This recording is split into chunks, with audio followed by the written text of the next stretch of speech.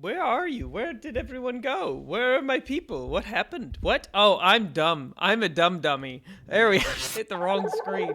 There we go. There you all are. There's your beautiful faces on my stream. Hello, everyone. Well, I'm glad that was the only little hiccup today. So far, the only little hiccup today so far, as Don't Homer jinx it, Simpson will Adam. say. Well, I hopefully have taken major steps to avoid said jinxing because they tried to sneak in another graphics driver update on me today, and I was like, hell no, let me update that shit before the stream like a responsible streamer. And I did. And so I think yeah, everything seems to be working fine. So hey, here we go. We're not starting too late. We're like 2 minutes on time. We're good.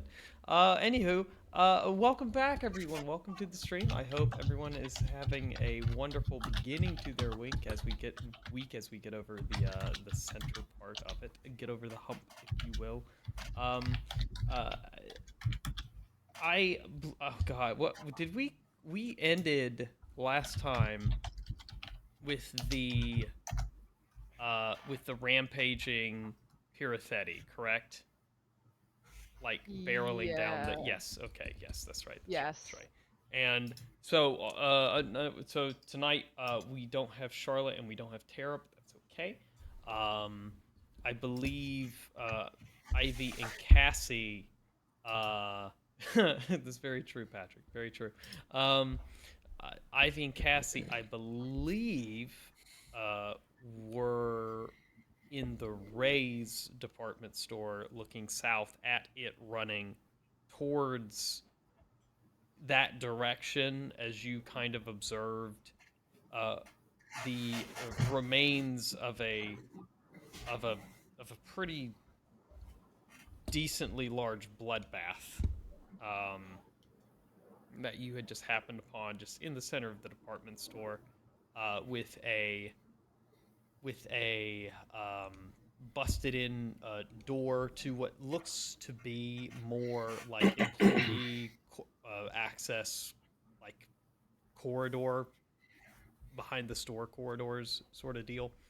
And I know that uh, Zen, Doyle, uh, and Rocky are on the second floor of the mall, sort of making their way also through the west side of these corridors on their way up to kind of rendezvous with you all in a sort of roundabout way. And also, I forgot the professor is with Ivy and Cassie.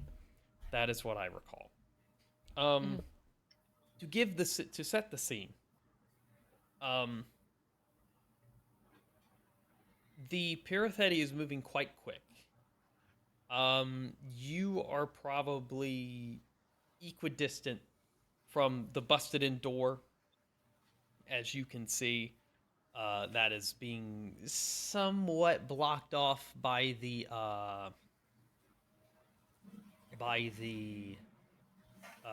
the little shoe display counter and the front of the store, which is absolutely torn to shreds. Like the security grill that's dropped down. It's just like someone took a the best way to describe it is if if you shoot like a round at a sheet of metal and it just tears through, how that jagged looking rent metal is on the opposite side of the exit.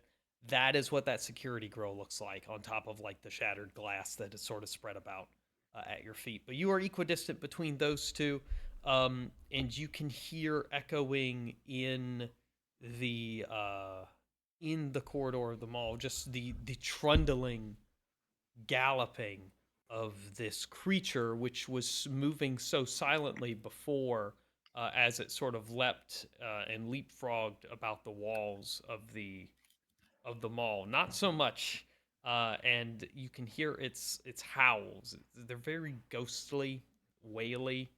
They are not friendly.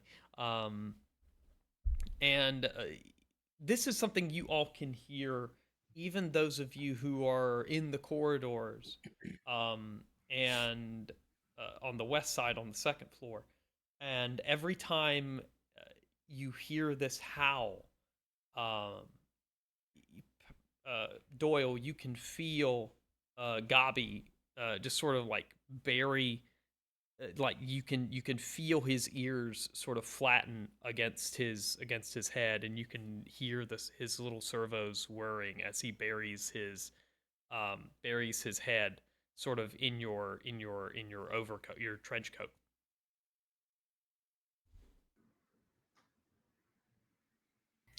Yeah, not surprising. Um, for Cassie, Ivy and the Professor, I will say that he is moving at a rate where he will be on top of you in 10 to 12 seconds because he is dashing and he Mm. is moving fast. Um, so it might be another 6 seconds before he has visual acuity of you.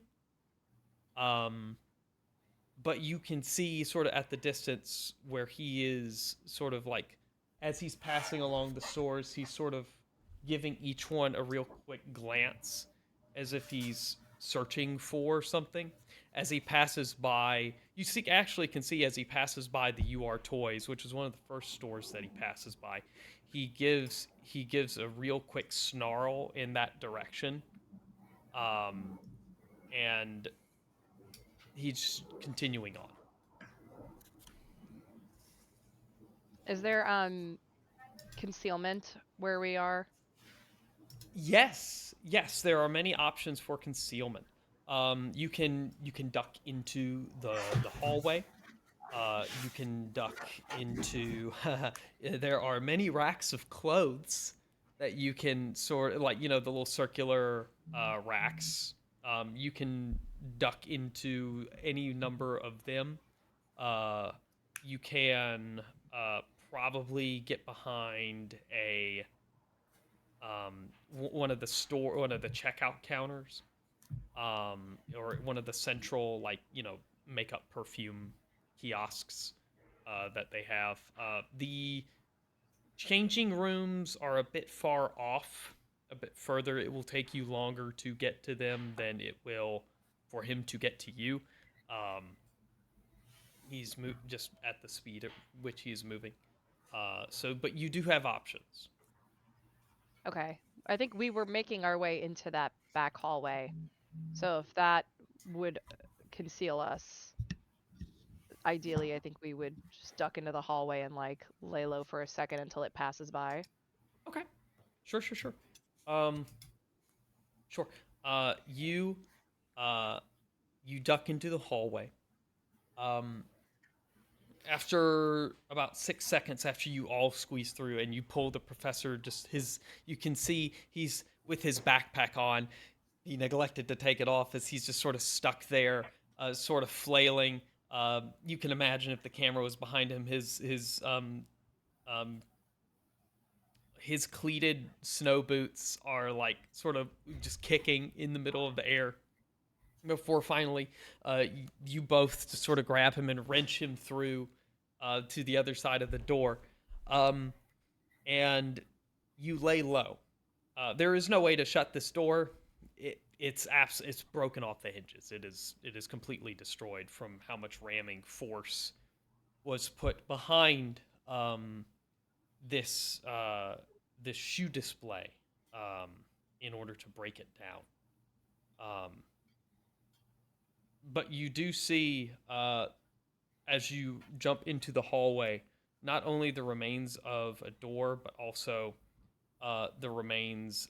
Well, not the remains, but you see like a shovel uh, in the hallway that's sort of a wooden handle that is like broken in half, and part of uh, the scoop of it is like dented in. Um, you can see that it continues on down, and then there's down to the west, and there's a set of stairs that sort of break off. Uh, Another stair elevator combo that sort of breaks off a little bit. Um, as you're looking from your diagram in your head and your memory of the map, this would take you behind the food court area where some of the food court shops are, at least the northern side of them. But you lay low and you stay really quiet. And in the quietness, you hear the again the howls of the Pirathetti as it trundles along. You hear it reach what you can think to be the edge of the crevasse in the main concourse of the hall, and you hear it stop. It sniffs a little bit, and then you hear it kick off in a different direction. But it's away from you with the Doppler effect of how its claws are sounding on the tiled floor of the mall. Okay, great. So once we're confident that it's moved away, Mm-hmm.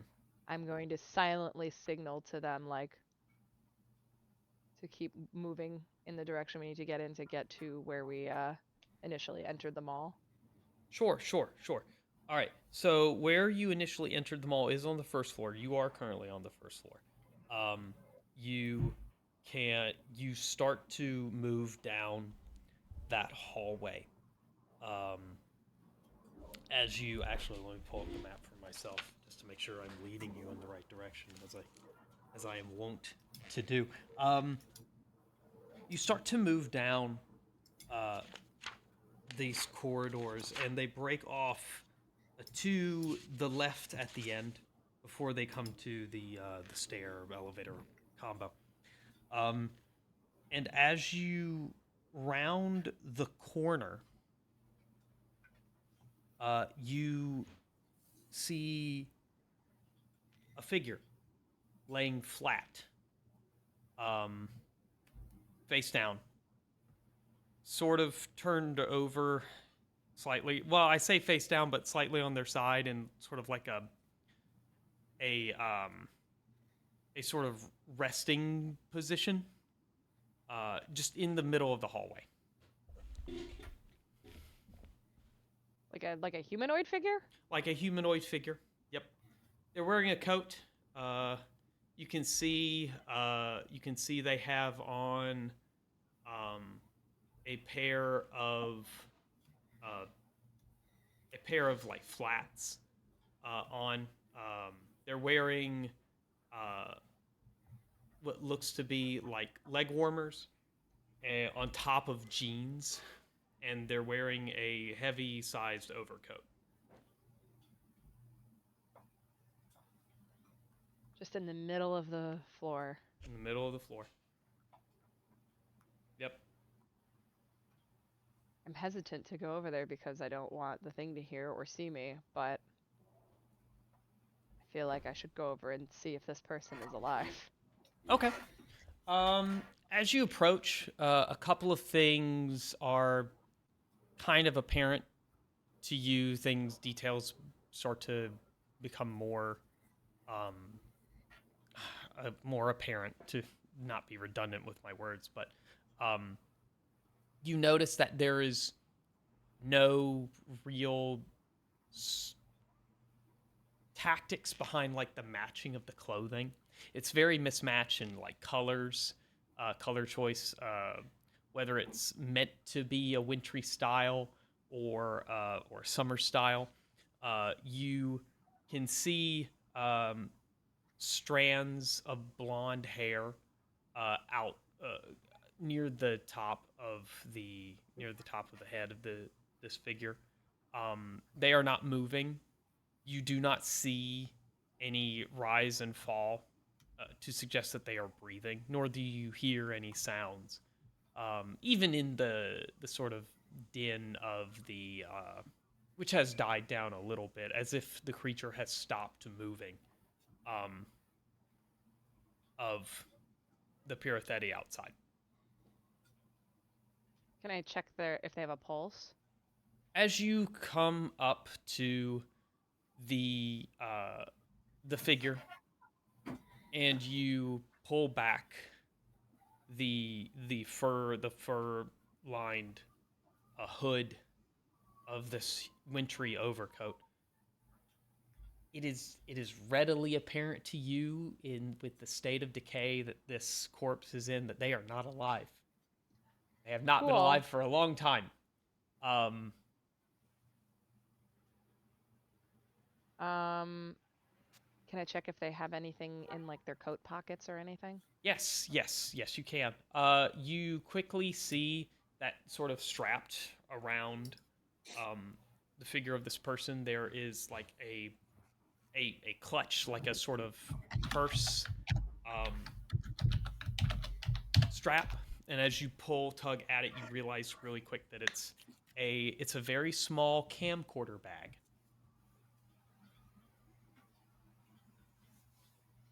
And as you search the camcorder bag, you find uh, two memory cards. Okay.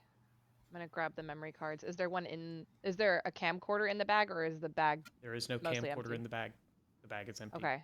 No camcorder. I'm gonna grab the memory cards. Hmm. Um, that's all I find on them. That's all you find on them. Okay. So I guess we'll just keep moving. Okay. Um, you look to your left or your right, I should say, and you find uh, the entrance to uh, a door.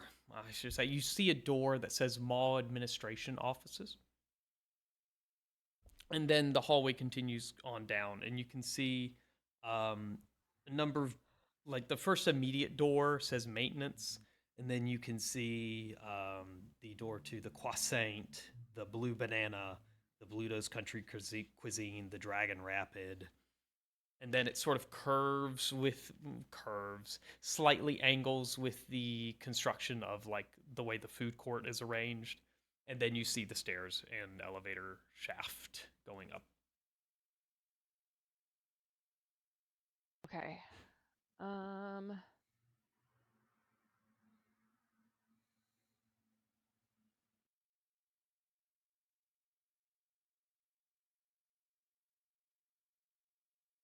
I mean, do we know like basically how to get back to the meeting point? You can. There are any one of those doors, probably with the exception of maintenance, uh, that leads to the food court, uh, or a food court's like kitchen, a food court facing kitchen, or there's also a corridor, uh, sort of behind you and back to your left that heads south straight into the food court area through like a similar set of like employees only double doors. Um, and you know that you could probably walk all the way around to enter one of the employee entrances that are next to one of the mall entrances. Um, what would be the fastest way? The fastest, most direct way to the food court from where you are would be uh, going into the back of the croissant, and then going through their kitchen, their little freezer area, through the front of the store, and then either like lifting up the little like employee counter like separator and going out into the food court. And do we know roughly what direction the Pirathetti went off in if it was the other way? It There are only two ways it can go: back where it came from, or into the food court. Okay. Mm-hmm. Mm-hmm. The the separator, it's like a grate, right? Like you can see through it into the food court while it's down? Or is Uh, it like if the security grill fully is down, yes, yes, you can see through it. okay? Um, so because we don't know where it is, I would say maybe let's go that way, but once we get inside the, like, behind the counter, we can, like, very carefully check to see if we see it around before we pull the grate up. Mm-hmm. Mm-hmm. Mm-hmm. Okay. Um, you go up to the door of the croissant, and as you're going down the hallway, you notice that all of the doors you can see are wide open. The wide open in which direction? Like Wide they've open been. into the rooms that they are going into. Okay, great. I love that for me. So you can see that the maintenance door is open. You can see that the croissant is open. You can see that the blue banana, the Bluto's country cuisine, all of that are just wide open. Okay. And all of my imps have been right. Yeah. Okay, cool. Um, are there? There's probably. I mean, there's no power in the building, right? So it probably wouldn't work. You haven't Um, noticed anything plugged in that is turned on. yeah, I was gonna see if I could access like any of the cameras, but I feel like the power is not on, so that probably wouldn't work. Uh,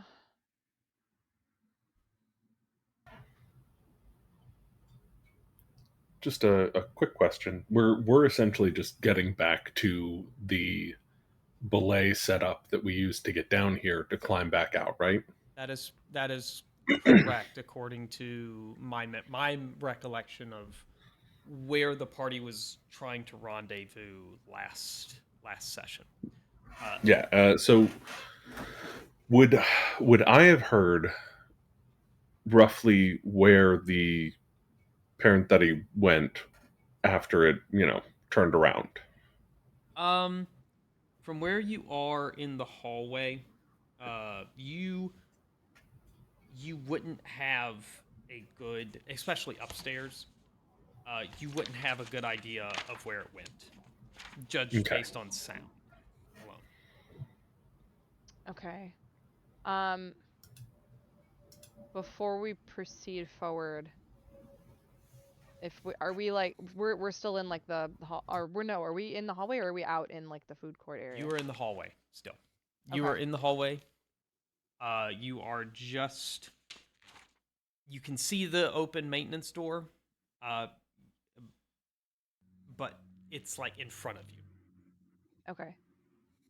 Um, I'm gonna just hop on my comms real quick to talk to Zen and Doyle and let them know that I've lost visual, and just let them know where we are and check in with them. Okay. Right. Zen Doyle, you hear this from your position upstairs in sort of the western employees only corridors of the mall. Uh, just to kind of keep you up on the map, there are three stores next to you. There's the Waffle Iron Emporium, the Shoe Safe, and the Odds Bodikins. The other doors that are around you uh, should have plaques with store names on them, but they are unscrewed. You can tell kind of where they could bolt in the names of them. There is no plaque there. It's just four little empty holes in a rectangular shape. This is essentially a dying mall that happened to get transported over. So a lot of shuttered storefronts from the sound of it. Either that, or some of these Furblins have been getting busy with doing some vandalism. I don't know, but I mean, somebody took off that grate, so yeah, I was assuming that was so that the Verblins could come and go as they pleased from that one store, since that we found their display in there. It right. Well, I'm just saying somebody had to do it. Yeah, yeah. you see at Zen as you say that you kind of see you see Gabi do a little this motion as he kind of like shyly like looks away, and like kind of scratches his cheek a little bit. It's okay. Nobody's using these signs anyway, so you know. I, I will look at him though and say, "Hey, some of your friends like ate me, like tried to eat me. I think you're cool, but I'm just saying, I got my eyes on you. I don't fully trust you yet." It's okay. Oh, I have plenty of batteries. There's no need for you to eat either of us. We're all good. yeah, He says in Um, response. exactly. I think I would kind of like to. I'm looking at the map now, and I'm seeing that there is an empty storefront between the Odds Bodikins and the Waffle Iron Emporium, as well as a hallway. Yes. Um, if I look in through the back door of the empty storefront, can I see whether there's like a grate or just an open storefront, or what is the situation on the far end? As you unlock the door to get into there, you pull it, swing it open. You can see some leftover like promotional materials. This was likely a watch store. Um, Mm, and as you sort of peer past like the remaining office chair, the sort of like panels of like display glass that have not been moved had not been moved yet. You can see the security grill is down. The glass doors are shut, but the you can see through to the other side of the second floor of the mall. Um, okay. So I mean, obviously I want to look and I want to see is it up here on the second floor just waiting for us? as you, as you look, um, you you slowly um, start to see in like a little snowbank that's like on the second floor from where on the other side of the mall from where some sort of cave in from the weight of everything the mall's roof couldn't handle one of the stores. You see the snow shift a little bit as these two red eyes sort of peer out into the space of the mall, and then it just sort of covers itself back up Okay. So I have an idea. again. Um, I'm gonna go ahead and sneak back out and creep my way into the Waffle Iron Emporium. Mm-hmm. I would like to find the egg timer display. Oh, there there are a lot of egg timers in this waffle iron emporium because they specialize in literally waffle irons. It's almost nothing but waffle irons and the cooking of and utensils and tools that are to the benefit of cooking waffles. They have specialized for whatever reason they're still here, and there's no banners of like closing out sale or anything. They seem to have been doing well, you guess. You have to Okay. investigate like a store log or something to know whether that's the case, but So I want to gather like 5 or 6 egg timers at mm-hmm, least, mm-hmm, maybe a few more, as many as I can carry, really. yeah. Like Like, hand a couple to Gabi to also like hold for me, mm-hmm, and then I'm gonna motion to Zen to like make our way back along the corridors back towards the Nailed It and the uh, De La Luna. mm-hmm. I think we should set all of these at a minimum 1 minute, but all of these egg timers to a variety of times and hide them under the counters and in the display racks all through these 3 stores together: the Nailed It, De La Luna, and the uh, That's the Ultimate. ultimate. Yes, that's a makeup Yeah, store. yeah, Yes. yeah. So hide them at varying times to go off relatively close to each other Mm-hmm. in this area, and then once we've set them for at least a minute, we start making our way back towards the rendezvous point. Okay. Yeah, hell yeah. Can I make a small suggestion there, Doyle? Yeah. Maybe we set the first one at like 5 minutes. I know saying like 1 minute is like real cool and everything. Well, but most of maybe them like have if like we a maybe if 6-minute limit. oh yeah, that's fair. Okay, Yeah, so they're how like about like wind up. Yeah, so yeah. So how about like 2 minutes? yeah, 2 minutes, and then we Yeah, go in like 30 yeah. second increments from there Ooh, until we yeah. max out the 6 minutes and just like stash we them could, around. or depending on how many we got, we could do like 5-second increments. That way they're just going off one by one by Yeah, like I they're mean, going you off know, crazy. as many as we can spread out amongst these 3 stores, and then we start heading back to the food court. We make a Don't fucking run. break Don't for run. it. No. Oh, We okay. can't start running We until that first one goes off, and even then, we all should right. still not quite run. Okay, so oh, well, this is perfect. We're in a decrepit mall. We just got to do like the old people do and use this as our power walking hour. Exactly. That Hell is perfect. Hell yeah. That is exactly what I it. was picturing. And then I love that, Doyle. that hopefully will clear things up for everybody to be able to get to the rendezvous. We're supposed to meet in this food court. We just lead it to the other side of the mall, and we go. Hell yeah. Hell yeah. Let's do it. I love that. Okay. Sweet. Zen, Doyle, as you both start like making your way to these stores, that's kind of when you get the call from Cassie. Just for the sake of time. Timey-wimey, wibby wobbly stuff. Yeah, if that's the case, I'll radio back that I saw eyes on the second floor in the food court. So stay where you are. We have a plan. As you'll hear it when it happens. Oh yes.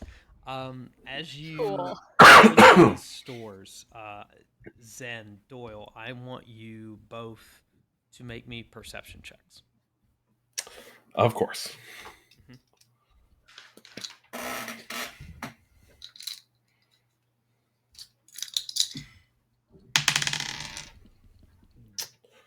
Ooh, not my best work. Where's my sheet?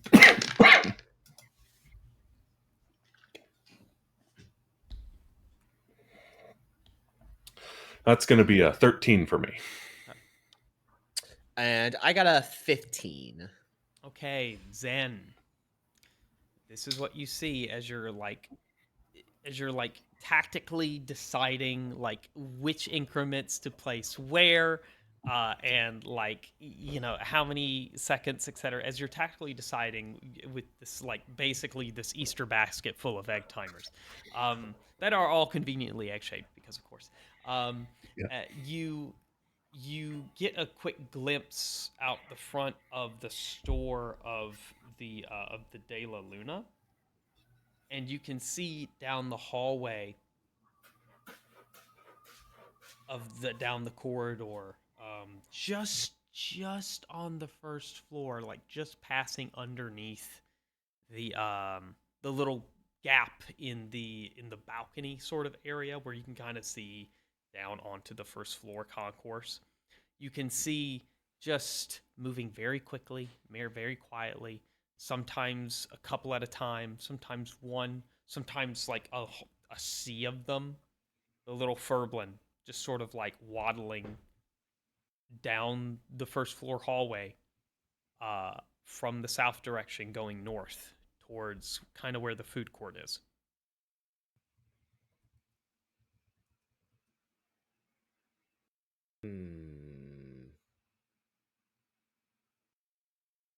Okay.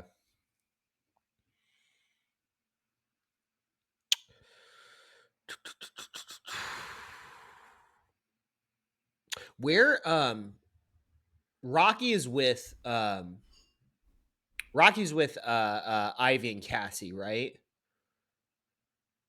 I thought he was with. No, he was with y'all. I Was thought he? when we originally said we I were thought I splitting left up him with that you were. Ivy and Cassie. Yeah, I think when we originally like said we're splitting up into groups, it was going to be That's Ivy, fair. Cassie, Rocky, and the professor, and then That's you fair. two. That's fair. I do remember that. You are correct. Yes, Rocky is with Cassie Okay. and Ivy. Yes.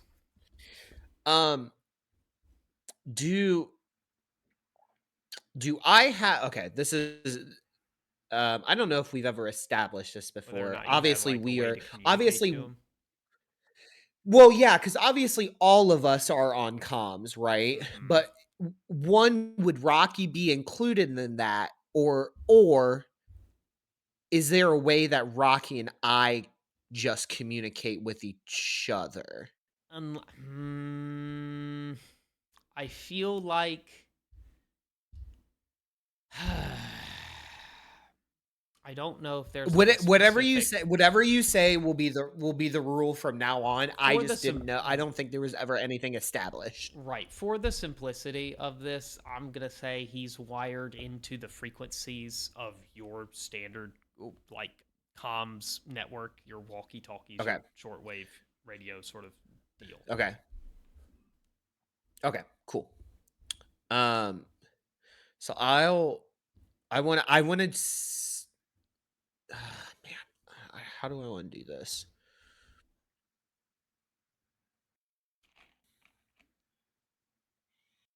Can you? Okay.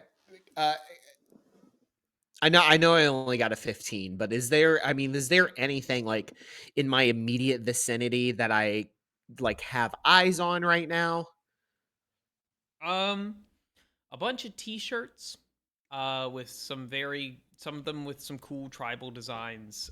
Some of them are you don't find many long sleeve shirts. There's a lot of sort of tropical wear in this store that you're in. You do see some Okay. sunglasses, but there's a lot of these weird stations in this store where they look like windows, but they're just like a plain sort of opaque milky white panel.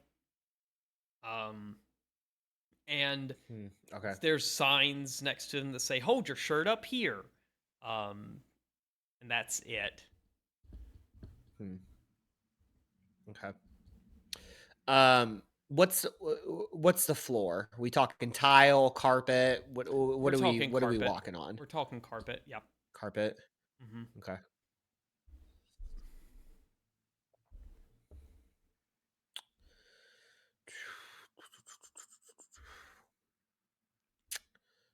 Shoot.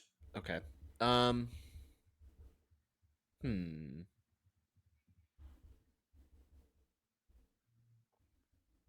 I think I'm going to do. I'm going to like slowly kind of like crouch down Hmm. and just kind of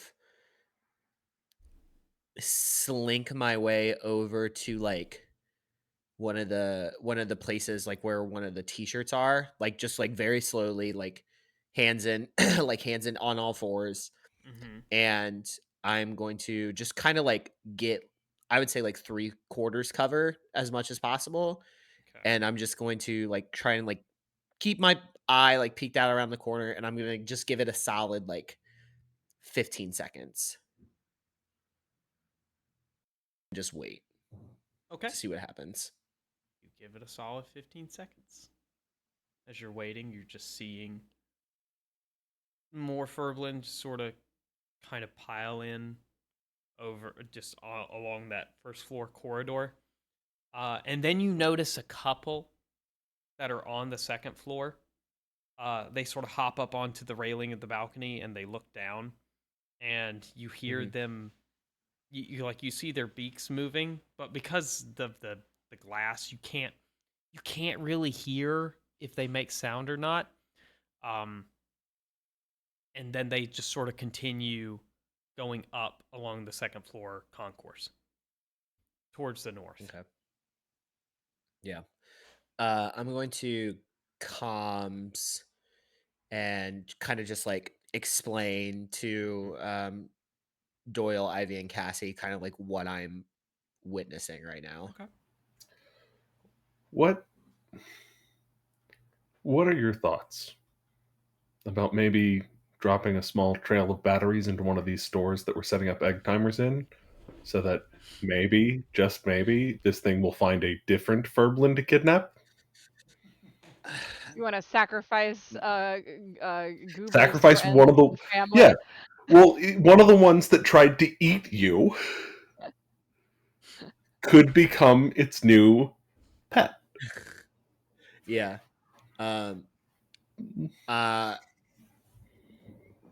Zen will reply back.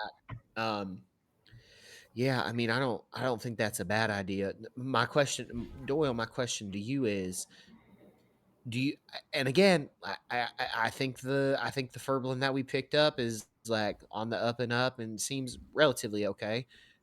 But are you gonna have enough batteries to keep him satisfied so that he doesn't start munching on me the same way his little buds did? Well, remember the professor has a device to recharge things. So once we get back to the Mm, professor and linked back up, problem solved. I just recharge his old batteries and we keep swapping them out. all right. Yeah, let's all right, let's go ahead with that plan then. That sounds good. Yeah, all right. So I'm gonna like just sort of discreetly like slide a couple of the little like watch battery discs down the hall towards one of these doors, and then continue about the egg timers, and then we can go. Right. Fair enough. You do continue about the egg timers. You just sort of like flick a couple of little watch Yeah, batteries down the just hallway. like I don't want to flick them because I don't want them to like bounce and make a Uh-huh. bunch of Yeah, noise. yeah, Just yeah, set it on the ground, shuffleboard style, and just yeah. slide it along the hallway at Fair, varying fair. increments, trying to lead them back towards this area. Mm-hmm. Okay. All right. Fair enough. Fair enough. You do so. All right. Back to Cassie, who is with Ivy in absentia and the professor. Um, you're still sitting there, sort of like in that mate in that sort of hallway as you're moving to the as you're moving towards the croissant. You pass by the maintenance door. It's wide open. You take a quick look inside.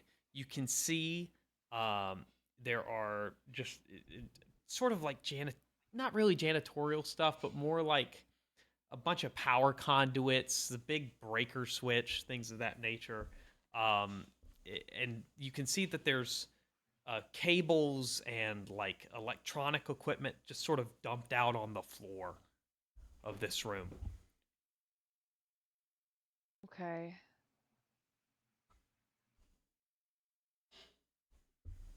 Hmm. Okay.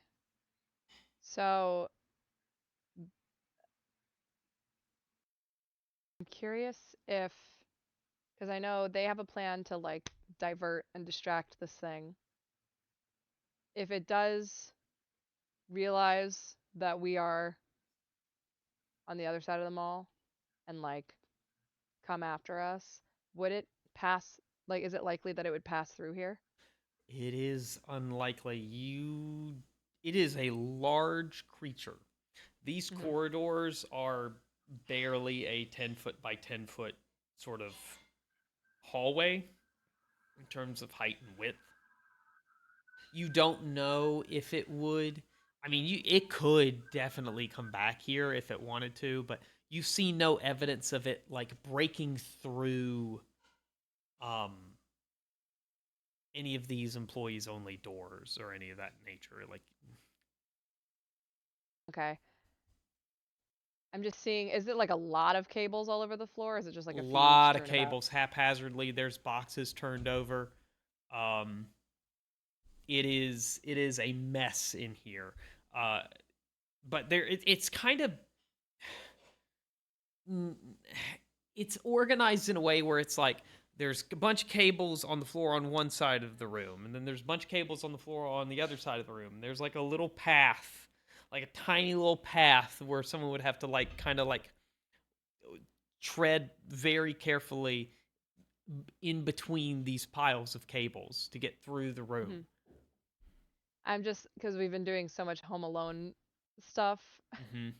I was like, my first thought was, can I make a net out of all of these cables or something that would like at least Mm-hmm. to impede it from getting to us, but I don't know if that would work realistically. It's up to you. You are most welcome to try.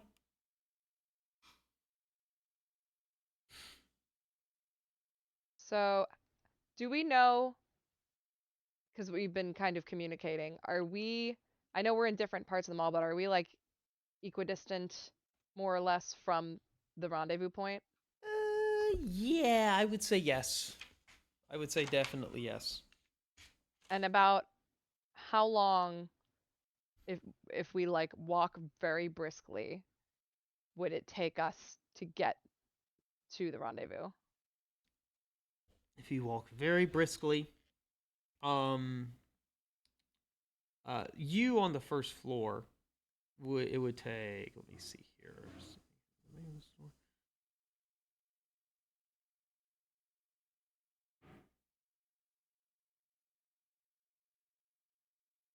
If you ran, like dashed through all of this stuff, um, it could take you maybe up top 15 seconds tops on the first floor. Those on the second floor, they'll either have to find a way down, leap, which is not a wise idea. It's like 10, 15 feet off the ground. If, the balcony is so fall damage. But a similar time. It's just second How floor s- problems. how sturdy are these cables? Are they like thick, heavy duty cables? Uh, they are the most heavy duty cable you see is a shielded orange is like a rubber shielded orange um power cord extension Hmm. cable. Okay. So it wouldn't necessarily be able to support enough weight for them to like rappel down. Oh, probably not. The Okay. longest length I you have is like C is like 50 feet. I Okay. was assuming that the belay setup we had to go through this like opening in the middle of the second floor, and that's what I was thinking. We would just get on the ropes from the second floor rather than meet everybody on the first and then climb back up. So I will say this: the rope dangles down in a large space Yeah. through the atrium. So it's not We have to near the railing. It's just in the middle. It's just in the middle. Yes. Okay, that The changes dis my plans slightly. Where's the nearest down from where we are, the nearest other down. than jumping? I see. Yes, yes, yes. The nearest down from where you are, other than jumping, um, is actually back behind you. You passed it while you were going back down the hallway. To the nailed it. Okay, Yeah. so it There's a is set of between stairs. us. It's between us and the food court. Then Yes. okay, we can still make a break for that, and probably still make decent time. Yes. Okay, that's fine. All right. Well, I don't think any of these cables are strong enough for any of the plans that I was cooking up. So I think I'm just gonna keep moving in the direction we need to move in. Okay. As you keep moving in the direction you need, are you just moving towards the croissant? I think so. That would be the easiest access point for us to That where we would need to be, yes, right? yes. As you do, all right, yes. So you can see the door wide open. You can see into like the sort of storage area where they keep the refrigerator slash freezer for all of the like the puff pastry mix for the croissants they make at croissant. You walk through. the sort of like swing kitchen door into the counter area, the serving area, and you can see that the metal grid is pulled down halfway. But you can see out into the food court. You see the dangling, line, rappel line, and you can also see that it's snowing slightly through the empty broken glass in the roof. Um, you can also see the other side of the food court, all the way down the hallway. See how stealthy. Okay, they're not being very stealthy. And you can also see at that point, a couple of the Furblin sort of like duck around the corner of the Karen Sport and like pop out as if to look in the food court direction, and then they pop back. Okay. I think we're just gonna find concealment and hide and wait for the go from Zen and Doyle.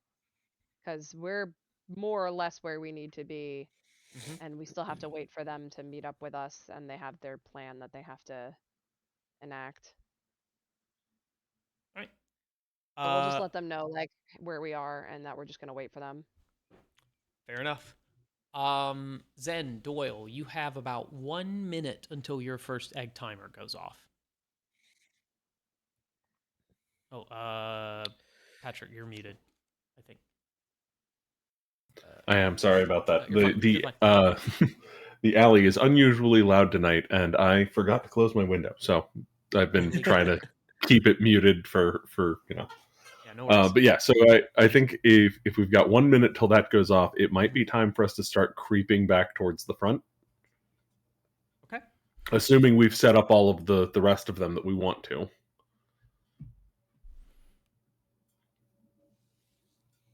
I just know that I don't want to be here when it gets here. It can't teleport, so I know we probably have at least 15 seconds, but I'd like to get a head start on that. What's the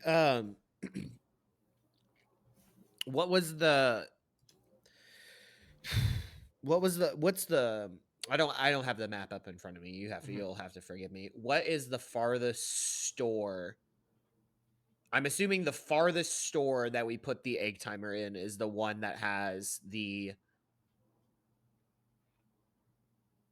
how would that work? What am I trying to say? The closest store is the one we wait to set off the 1 minute, set the like 1 to 2 minute one till the last one, and then we thank you. probably set that up in the nailed it, since that is the one that is closest to our exit, so that we'll be moving towards the exit and in the employee corridors by the time it gets to that egg timer, and then something else will set off while we're getting to the stairs.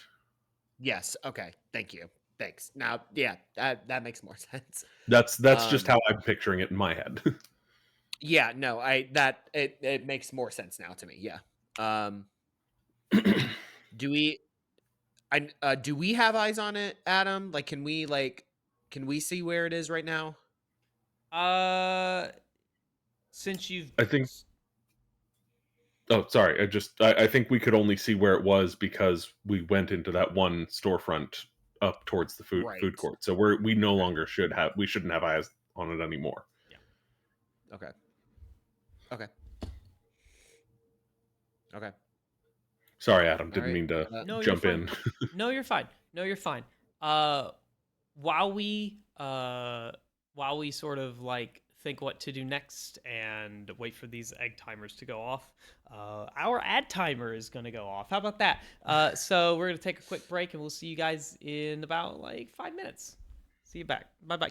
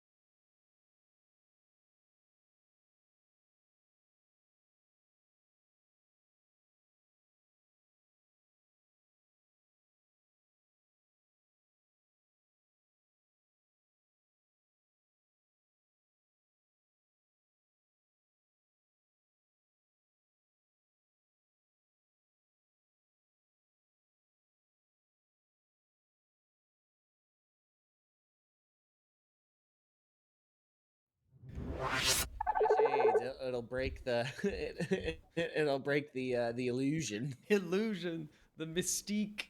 Uh, Yes. yeah, no, there's like so many little places that are just gone. Hey, folks, we're just waiting for Sam to get back. That's all. We were just talking about uh, years gone by when we used to record the show as a podcast. Back in New York City, we were talking about like where our old apartment was, where um, some favorite restaurants and stuff were. You know what? I'm gonna scooch on down to see if the Uncommons is still there. I bet it is, but you never know. Because that's where I first met Patrick. That's where I first met Mark. Oh yeah. Let's see. Yeah, I think this is right. Sullivan. No, it's Thompson Street. I think it's Thompson Street. Yeah. Get to pass by.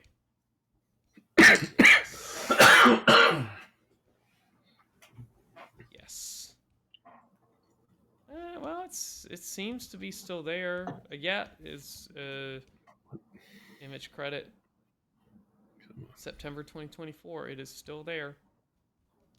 Well, how about that? All right. Hey, Sam. Hello, hello, hello. Okay, let me scooch the music back down. So, is there anything? Oh, I guess I should ask this question. Is there any other preparations you would like to make before these egg timers go off? Because the next thing that's going to happen is the egg timers are going to go off. Let's see. I want to make sure that the back door to Nailed It is closed behind us. Okay.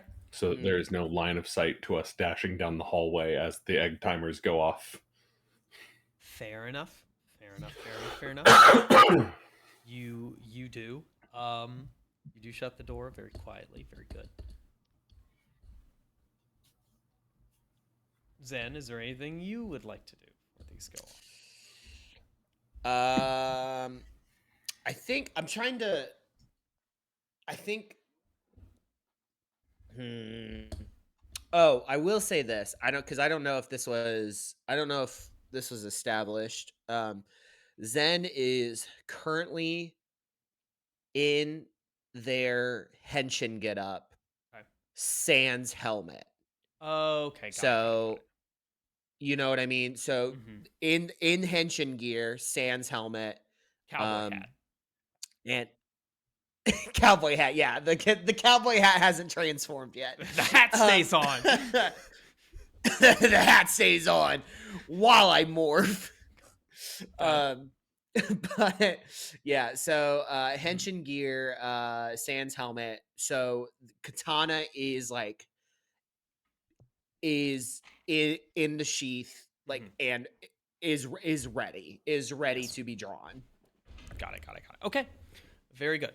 And before these egg timers go off, I'm gonna go off a little bit and remind everyone that we are raising money for the Transgender Law Center. If you have the desire, just click on that little make a donation button down below, a little watch screen, and leave what you can, and it is very much appreciated. And then, way off in the distance, Sam, in the corridor, you hear this annoyingly loud buzzing of these egg timers, of an egg timer going off, I should say.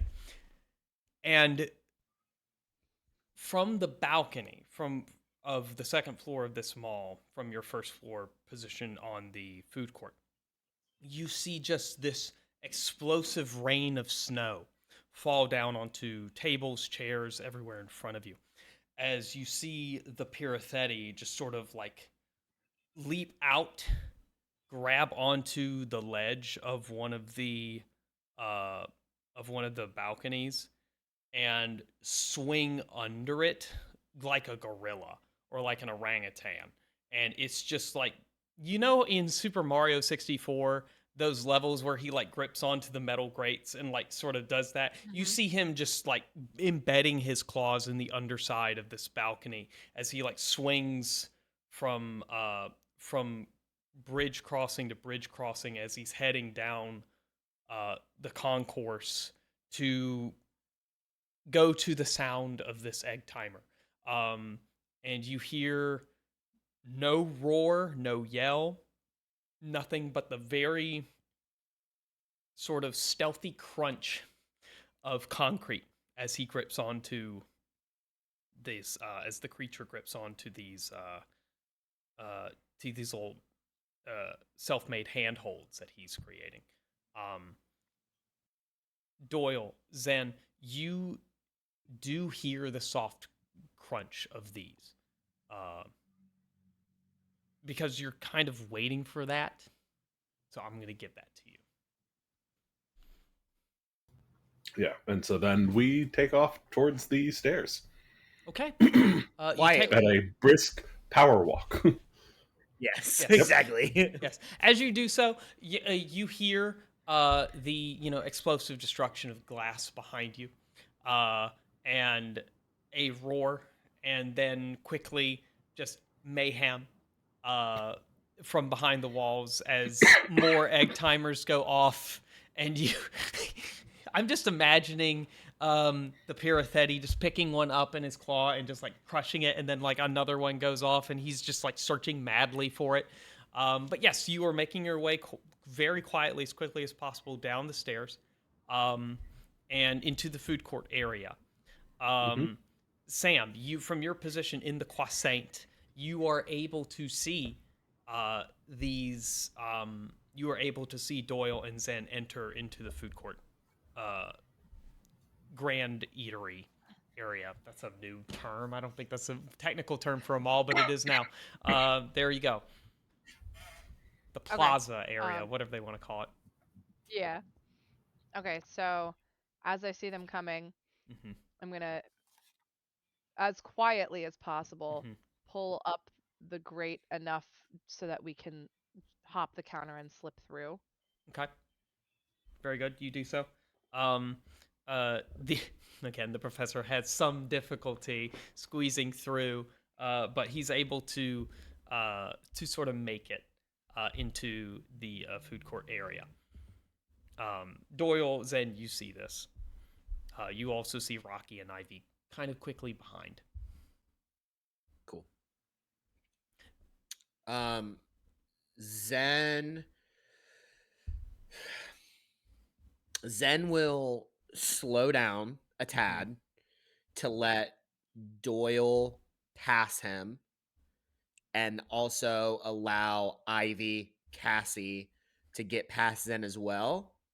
Once Zen and Rocky are close, Zen will start to pick up the pace, but Zen will make sure that him and Rocky are in the back, and Zen is constantly looking over his shoulder. Give me a perception check.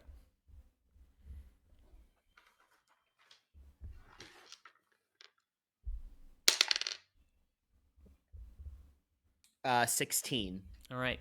You see every once in a while you see a little chair move or like kind of tilt off its bow of center of gravity and then like clunk back down. Then you're beginning to notice little furry round things sort of dart in between the tables and the chairs, moving in like a from cover to cover sort of like tactical way towards your position. Okay. I'll immediately go on the comms and say we need to pick up the pace. We got wow, let me do it in my fucking character voice. Yeah, there you go. Hey, we got to pick up our pace a little bit. We got furblins. We got furblins on our tail, so we need to hustle.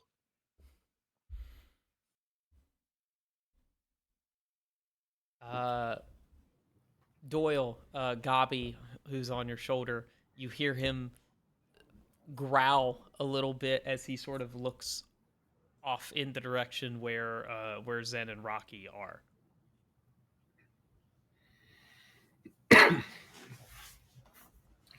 Do I see any like furblins coming from a specific direction or anything? Yes, you do. You do, as they are sort of now breaking cover in a sort of assault pace in your direction. You can see around 12 to 24, definitely over a dozen furblin sort of moving in your direction from the east side of the food court towards where your whole crew is with the line sort of hanging there. I mean, I think the play here is definitely run, not fight. Because if we stay to fight the Furblin, it's going to run out of egg timers. It's going to find us. Mm-hmm. So. Yep. Would be a good idea. So, who is going to go up the rope first? Or who's going to try and go up the rope first? I think we should get the professor secure. Right. And maybe I can go up behind him just to help him. Okay. Fair enough. Ivy volunteers actually to go up behind him to help him. Unless you definitely want to go second. That is up to you. No, that's fine. Okay. So the professor starts moving up and Ivy starts moving up. And it is at that point that the Furblins sort of break their hiding and come out in full force to attack you. And that's when we're going to roll initiative.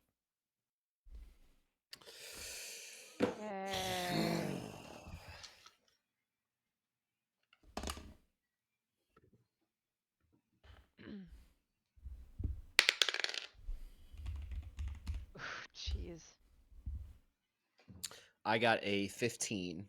Okay. I got a 4. I also got a 4. Oh no. no. That's very bad. Yeah. That's less than ideal. One could say that is most unideal. All right. All right. So who got the 14? I got a 15. Wait, Zen, you got a 15? Yep. What? Okay. Zen got a 15, and then there was a 14 next, right? Or a 4? Two fours. 2 4s. Well, okay. So Nice knowing you guys. No, that's fine. Okay, so Cassie and Doyle, you both have the privilege of being able to choose who goes first each round. Yay, tactics. Meanwhile, Ivy and the professor are just going to spend their rounds going up the rope. So the Furblin go first because they rolled really high. The Furblin are going to make a leaping attack at the person in the back, which, unfortunately, again, is Zen. You volunteered for this. It is round 2 of the worst things ever possible. Well, it's not necessarily. Yes, but my AC is better this time. That is true. That is very true. That is very supremely true. Thank God for that, right? Let me double check, make sure I have the right stat block for these things. Because they are based off of a creature in a supplement to the supplement. Where is it? Come on. Oh, that's not it. Take a small second just to get these up, folks. And then I think it's lasers and crits. That's what it is. That's what it was. Yes. Love how they have zombies as a creature, which is literally zombie bees. Maybe I'm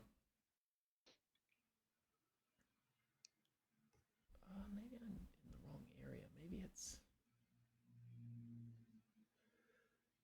I am in the wrong area. It is in Game Master Beats. It was just a different.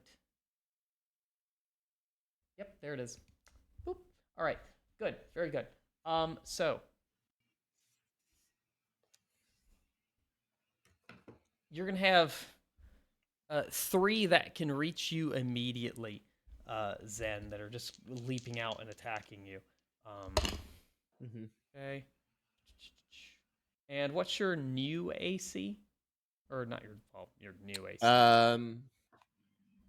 Yeah, just my henshin AC is 16. Okay, well, all right, good. The first 3, you're able to sort of parry them away with your katana. That's not a big problem for you. The next 3 are spending their movement. They're not. They're really tiny guys. They can't move super fast. The rest of them are sort of like flanking around you and heading towards Doyle and Cassie, respectively, who they cannot reach. There are a couple that are going to attack Rocky, and they fail miserably. So they're is Rocky's AC? What's Rocky's AC? 12. Okay. 1 does hit Rocky. That's Okay. fine.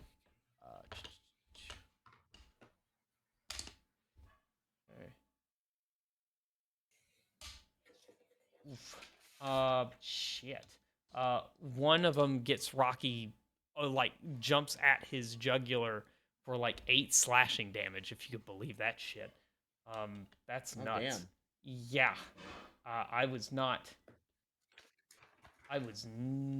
anticipating that. That's crazy. These things are vicious. Yeah, they are. And you hear Rocky say, "Ow, you little shit." But yeah, that is the Furblin's turn. Hey, sorry, Adam. Can I actually retroactively do something? Sure. I'll allow it. I was just gonna. Sorry, I was just gonna use my reaction to use damage split. So I was gonna split the damage between Rocky and myself instead of him taking the full brunt. Yes, that's well within the sort of like action timer, so the Yu-Gi-Oh sort of action chain of events. Yes, that's well. Okay, so I'll take 4 and he'll take 4. Okay, sounds good. Very good, very good indeed. Excellent. Who's next? Oh, that will be Zen. So it is your turn. Okay, so I am going to I'm just gonna slash at I'll just slash at one of them that's nearest to me.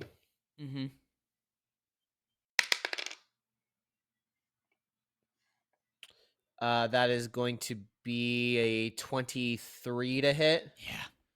Yeah. Okay.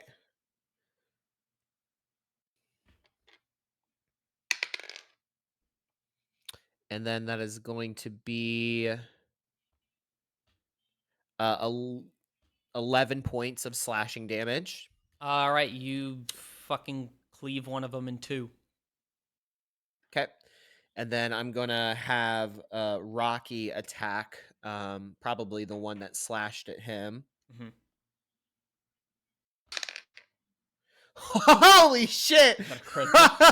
Rocky got a natural 20. Very nice, very nice. How does roll damage real quick?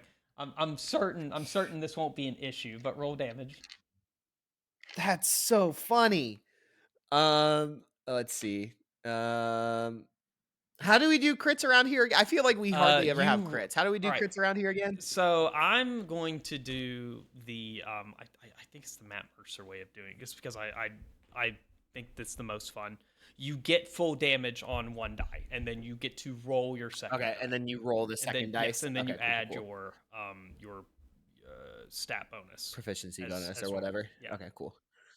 Okay, so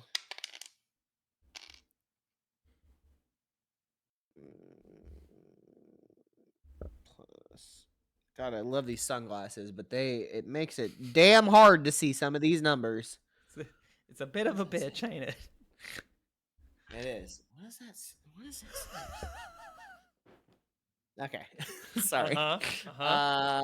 It's gonna be it's 9. It'd be 9 points of slashing damage with Rocky's claws. Okay. How do you want Rocky to kill this thing? Oh, I think like at the same time, just kind of like I go high and Rocky goes low, kind of like in like an X formation. So like I'm like slicing down this way, and then Rocky is kind of slicing upwards or something, whatever. Yes. But like so like we just do it at the same time. And for some reason, there's a super bright X that just happens to form when we both slash at the same time. I don't know. That was weird. How did that happen? It's very Power Rangers of you. Yes, very good. Indeed. Yes, and so both of your Furblins sort of, one just like the entire half of it just slowly slides off, and then the other one just sort of slides off like little bits at a time according to the number of claws that Rocky applied to it in its fillet of this creature. Very good. You've killed 2 of them. There's still probably just over a dozen more, so have fun with that. Sure. Very good turn. Next up is going to be Cassie or Doyle. Who wants to go first? My I was gonna say I don't think either of us should use guns. Just throwing that out there. Oh, for like noise reasons? Yeah. Yeah. Beyond that, I don't care which one of us goes first. I mean, I don't know how loud my spells are. My options are basically blaster or spell. Or start climbing Yeah. and cast spells from the rope. There is room for one person to get on the rope at this time. Yeah, I guess if I start climbing, can I use that as my movement? Is that my action? That will be your movement. Okay. So, what's my movement speed? 30 feet. And what is the range on... Okay. Eldritch Blast is 120 feet. So if I start climbing, I can cast Eldritch Blast, and it should be able to hit one of these things, ideally. Yeah? Ideally, yes. Okay, cool. So I'm gonna do that, I guess. I'll start climbing, and then once I get 30 feet up, I will, like, whichever Furblin looks like it's closest to attacking, I guess Zen, because they're the closest one, I will try and hit it with an Eldritch Blast. Okay, fair enough. There is one still attacking in the formation of 3 that were there before.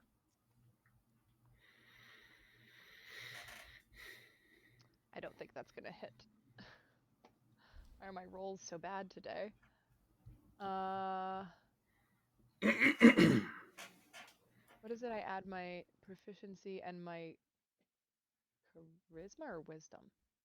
I think it's charisma for I think it's Warlock. charisma. Does a 12 hit?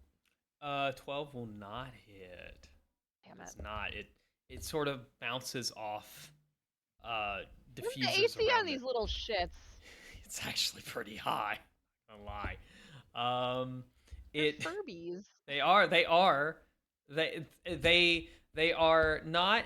They're like They're like armored peeps. With chainsaws is the best way to say it, instead of glass cannons, right? They do Crazy. heavy damage, They have a decently high AC. Once you actually get to the core of it, like if you hit really well, they're gone. All right. Well, I didn't hit, so. Unfortunate. All right, Doyle. So I'm gonna toss the bag of batteries to Zen. Mm-hmm. If you want to try and use some bait, Yeah. feel free. And then I'm just gonna wait at the bottom of the rope. Anything that gets close, I'll attack until there's room for us all to go up.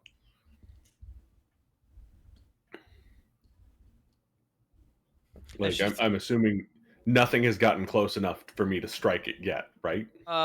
No, you can move like 10 feet and strike at something, but yeah, nothing has gotten close enough. I mean, that might be worth it. I don't want to go too far from the rope because I don't want people to be fighting on the rope. But That's yeah, I'll walk 10 feet and take a swing at one of them. Okay. Using the clawed glove rather than the blaster because I don't want to use guns at the moment. Right, yeah, that's fair. Okay, that is a 25. That will hit. Unfortunately, this does less damage than the gun, unsurprisingly, but Oh, should have said it earlier. I should have put Hunter's Mark on this one, but I'll save that for next time. It's fine. That is 8 damage. 8 damage. All right, it looks like it's on its last leg. Good. Like you could breathe on it and it would die. So. Well, is there any chance that Gabi would take it out for me? Oh. Oh yeah. Did Gabi roll an initiative? That is true. Gabi does need to roll an initiative. That is okay. All right. Okay. Yeah, I will. I forgot about that. Thank you so much for reminding me.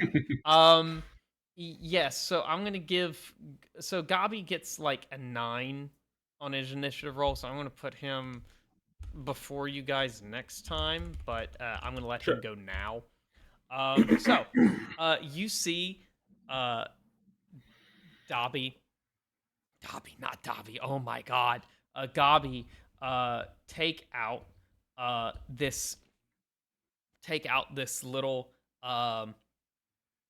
from his rucksack. You see him take out this little toy bow and arrow set, except instead of like the little plastic suckers arrows, he has removed the sucker bits and has replaced them with like rivet nails, like where he could just like shove one inside, and he like takes it, draws it back, and he fires it at the one that you have just damaged. He does hit. He meets the AC and does fucking 4 damage. You see this arrow just sort of plunk it right in the eye, and it just goes ka and just falls backwards on its back. And all of the God damn it, all of the Furblin just next to it look at it, and they all sort of turn to him and you, and their eyes turn red. I give him a little tiny fist bump. and he gives it back. I also should say, when you threw the bag of batteries towards Zen, you saw him reach out with his other hand, go. Don't worry, I promise. I have other batteries for you. Better batteries for you later. All right, good, very good. That was Gabi's turn. He'll be going earlier next round. The Furblin's turn. You see 3 more take the place of the fallen ones that you struck down, Zen, and they attack you. They're like the Hydras, except not. Let me see. What is You said your AC was 16? Mm-hmm. Okay. 1 more attack. All right, 1 hit. Okay.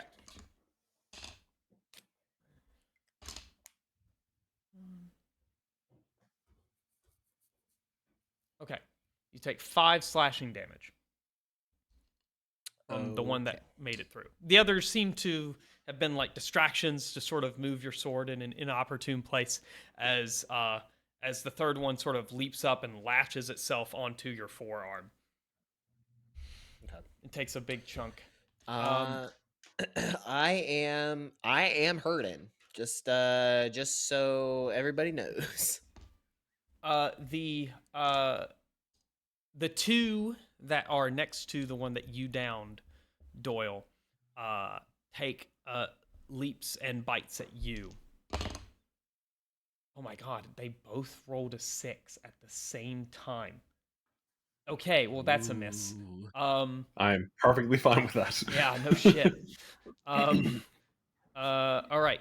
As you're getting onto the rope, Cassie, you see 3 swarm towards your feet and start to leap up to nip at your ankles. Ooh. All right, I need you.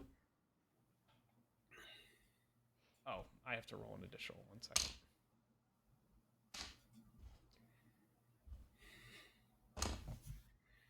What's your AC, Cassie?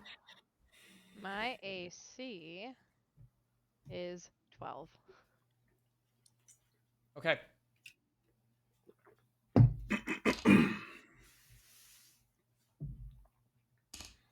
Okay.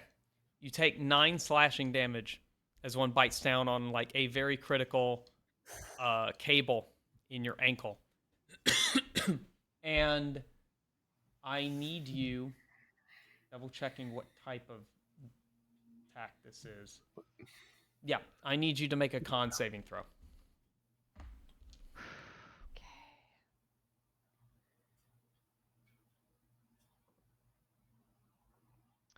That is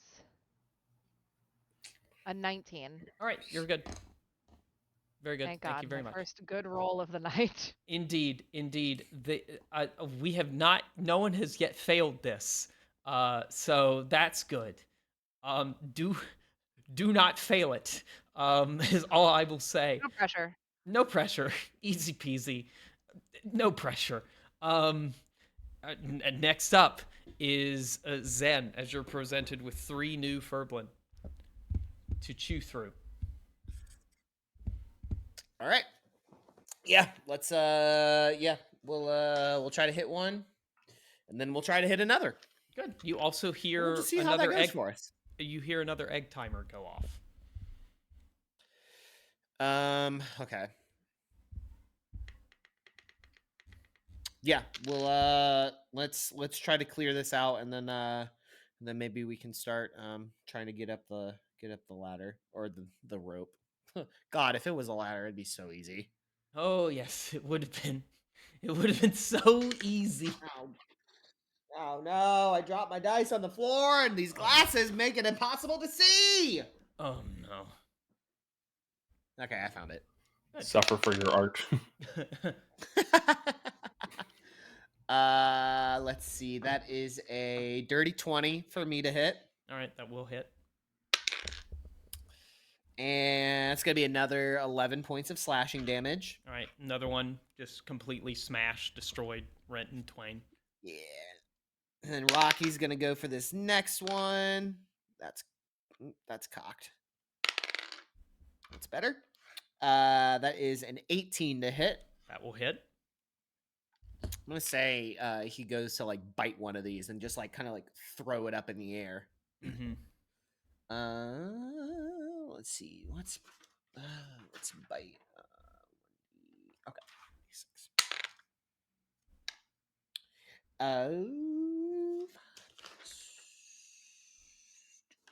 7 points of I guess that would be piercing damage technically. All right, very good. You have heavily damaged this one. Okay. Cool. You see, I don't think I have bonus actions. Hmm. No. Wait, can I make a second attack as a bonus action? Or is that just if you have an ability to do that? I can never remember. That is if you I think if you are dual wielding, you That's can. what it is. Okay. Yeah, that's kind of what that is. And it's only if the other Okay, weapon cool. is light. Yes. I think Okay, both cool. have Yep, then something we're about good. both weapons That's having to be light. Yeah, Or in some yeah. rare Okay. cases, Nope. finesse. right. That's exactly right. Yeah. Um, Yep, we're good then. okay. As you do slash down, you see yet another little tiny plastic arrow whiz past your helmet and the pop that furblin straight through it, straight in its beak, and its plastic beak like stutters as it's trying to clamp down on the arrow, and it like does a little spin on one foot and falls like over. As you hear a Gabi behind you go, woohoo!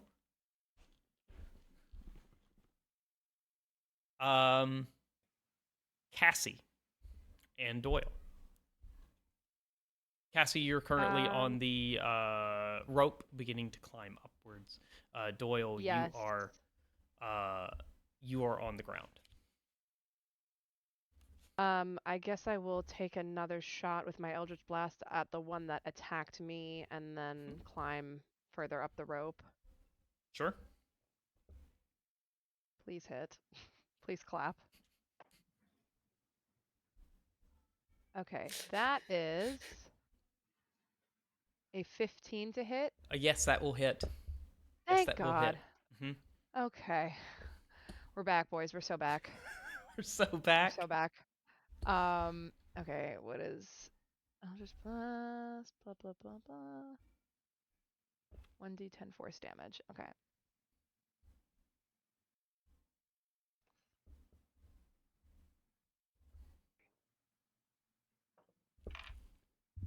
That's 5 force damage. All right.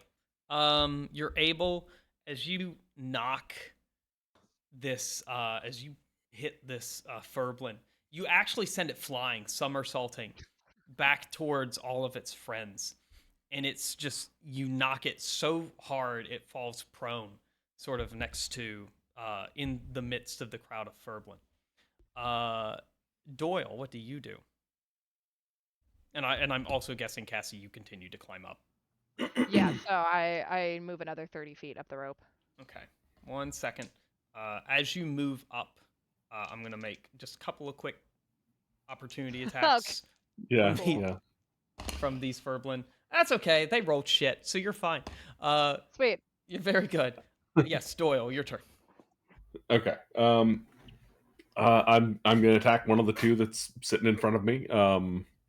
And this time I am gonna cast Hunter's Mark on it. Okay. So, oh, nat 20.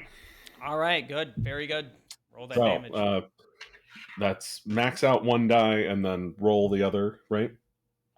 Yes. So that is 14 damage. Very good. You take your claw And that's glove. before adding the extra damage for Hunter's Mark. Right. You take your. Well, how do you want to kill it with your claw? 20 glove? damage if we add that. Jesus Christ. Looks like so. Jesus Christ. I mean, yeah, just like clawed glove, I just like grab its head and squeeze, severing the neck with the claws on the fingers. There you go. You see all the other Toss the head to the other furblin. Oh my God. Yes. Okay. So as you do that, you see all of you. There's like a distinct pause in all of the furblin as they watch, like wide-eyed, open-beaked, as this head sort of roll towards them. And then you see the one furblin who is like on the ground kicking. He sort of kicks his way back up. He stares at the severed head of his fallen comrade, and he sort of leans back up his beak facing the sky. And you see him close his eyes, and there's a little gem, sort of LED on their foreheads, right?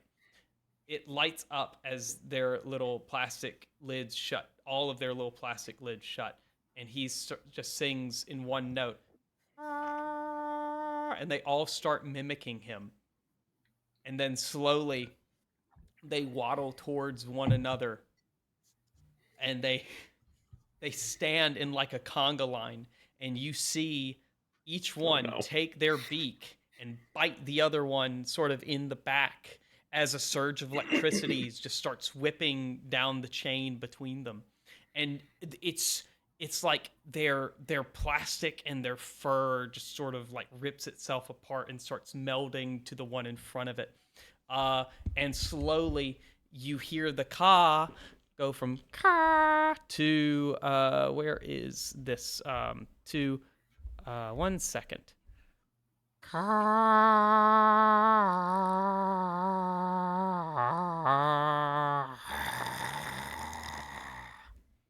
As hold on, I gotta get the right picture up here.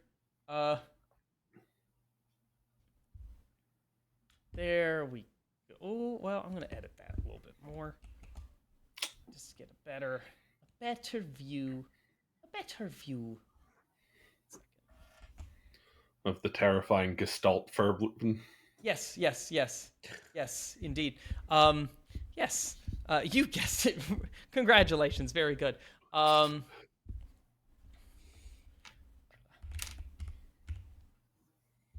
on. I'm gonna add this in the stream for everyone to see and be afraid. What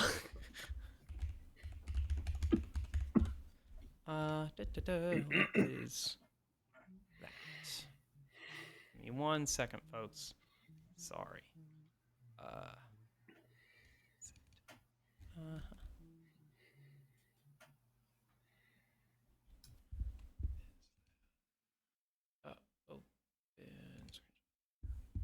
There it is. I just gotta get into the screenshots.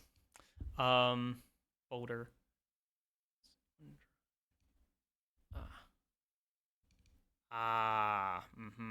There it is. There it is. As you are greeted with the sight of this terrifying, absolute unit of a beast. That is not great. It made a long Furby. It made a long fur. Oh, no. It is yeah. No. Yeah, that's the reaction I had of Braden when I was first no. introduced to this Eldritch Horror. It's called the Copede in the book. Yeah, it's yeah. All right, but yeah, that's their action is forming this, and then whose turn is it now? Zen, it's your turn, and you're presented with this monstrosity that has risen in front of you. It is now about your size. As like about a dozen Furblin have like combined themselves into this. Yeah, don't worry about Patrick. It's fine. I see the. Yeah. It's all good. I don't know what's going on. I just won't stay focused today. It happens. It happens. Hey, we all have a problem with focus sometimes. It's all good, especially me. But yeah. Zen, what do you want to do? It's your turn. Oh, I forgot. Sorry. Everyone give me a wisdom saving throw. Yeah, that sounds right. That is not my lowest saving throw, so that is a 15. Okay. 21. Okay. 12. Okay. Let me give one for Professor. Okay. All right. Zen. The mere sight Adam. of this thing. Hi, Braden. The mere sight of this thing, as your eyes lock onto its eyes, wells up something inside of you. It is a fear of just it's like your fight or flight syndrome just sort of kicks in, and you suffer from this magical frightening from this creature. You're going to be you can repeat this saving throw at the end of each of your turns. You are acutely aware of where this thing is at like all times. But you have no longer have the desire to fight it. It is beyond mortal or understanding, and the only way you know to logically react to its existence is to run away.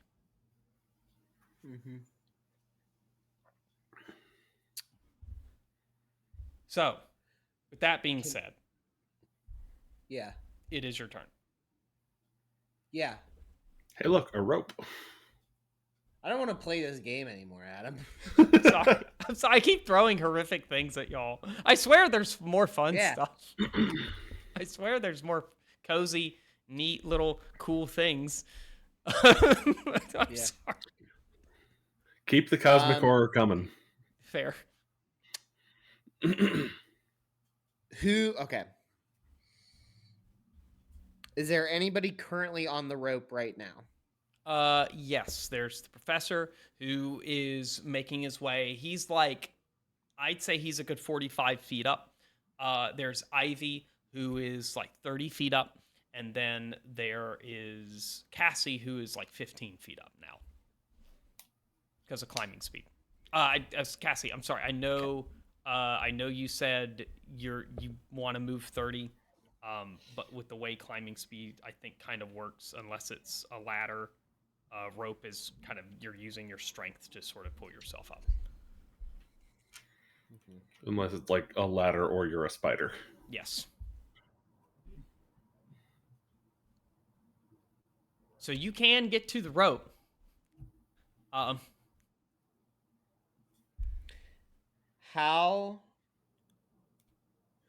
Remind me how high the hole is. Oh, how high the hole is. That is a good 50, 60 feet up into the air.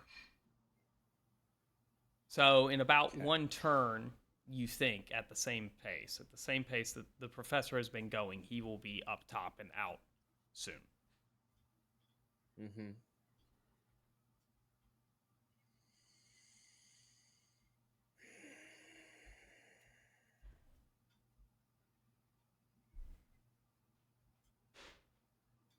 Okay. I am looking at something very quickly. Sure. So give me...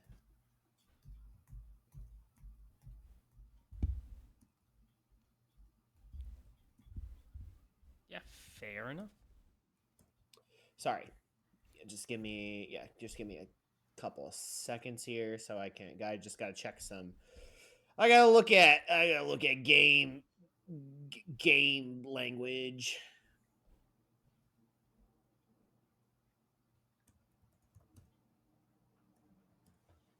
As you're staring at this thing, just to fill with more description, you can see it's sort of rearing back, and it's like just undulating, and you can actually see the sort of bleed of like the different color hues of the fur. Pretty much similarly to the depiction here. All of the little plastic feet have like sharpened to points as they sort of clack together one another.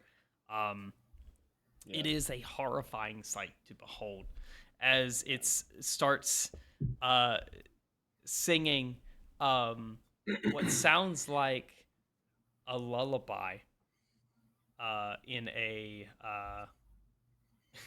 this voice. One second, let me find.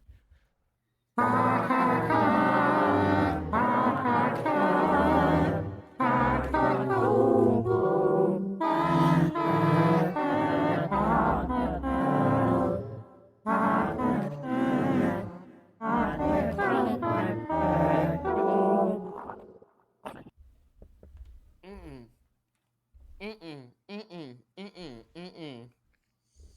Mm-mm. You hear another egg Mm-mm. timer go off in the distance. Like, you hear it stop. And Yeah.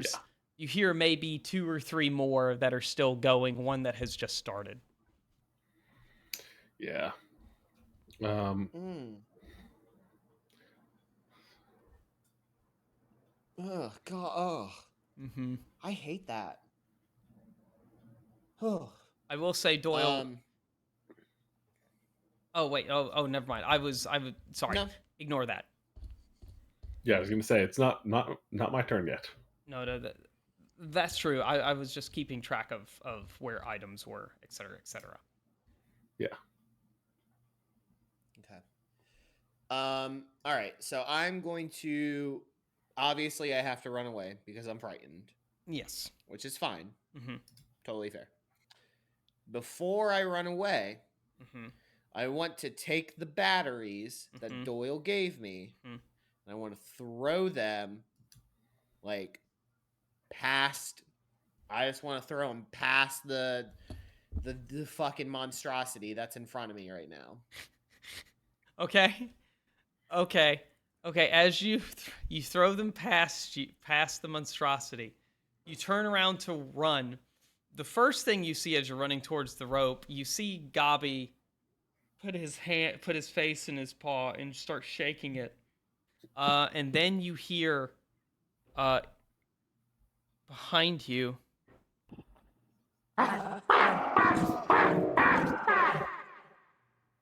We feast on blood of innocent. For one. Oh, then we're fine. Yeah, we're definitely not This was innocent. whole misunderstanding. Yeah. Yeah, we've killed people. I think we've killed Yeah. people. No, we did. The first session, we killed people. They were radioactive already, but we definitely killed them, and they were definitely people. Uh-huh. Yeah, I we're hit a man we with are my car and killed him. Yeah, Also that's that. far from we're innocent. yeah, we're definitely not innocent. Like that's no, yeah, that's no question. Mm-hmm. Sure. We've stolen shit too. I'm pretty sure. I think Yes. we've Oh yeah, stolen a yeah. lot. We've been looting in this mall. And That's too like bad. that's two cardinal sins right there. We've That's stolen like a and whole we lot of killed. sin points, Shadow. You've racked up like, yeah, but you have to forget, guys. That was for the greater good. So you've actually went the opposite direction. That was like negative sin points. Okay, You got a whole lot of I mean- good okay, points that's here. Oh, hold on. That's fine. A random pretty- dragon's collection is not the greater good. Well, it depends on what it's used for. You gotta. Hey, it's me. I'm the I can devil. promise you, this is not the greater good. Anywho. All right. Well, if you want to, if you don't want to say we're innocent because of that, I'm pretty sure Ivy doesn't have a good relationship with her parents. Oh my That's God. a cardinal sin right there. All right. Well, Zen, while we contemplate the ethical the ethical quandaries of the universe, give me a quick wisdom saving throw at the end of your turn to see if you're unafraid before we go take a real Oh, quick I'm other also break. like, yeah, I'm turning and booking it too. Oh yeah, Okay. it's time. Roll that die. Yeah.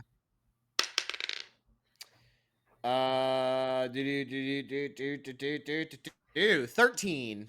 All right, you are no longer afraid of this thing, and I hope you all are not afraid to take a little quick 5-minute break, and we'll be right back. Good one. See you soon. Cool.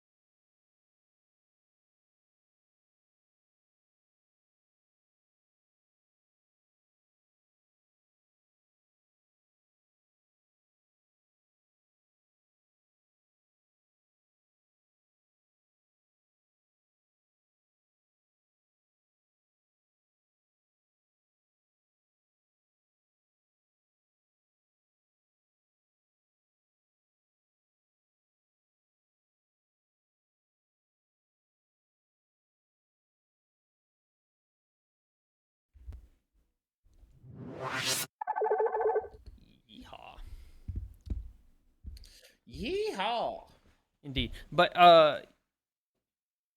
yeah, I just so audience, we were kind of talking about like Exozeka stuff, and I one of the things I love about the the fact that it's there is that it implies that you can do you can build more rules for like synergistics with classes, you know?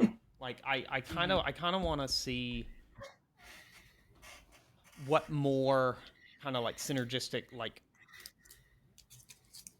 not patented, what's the word?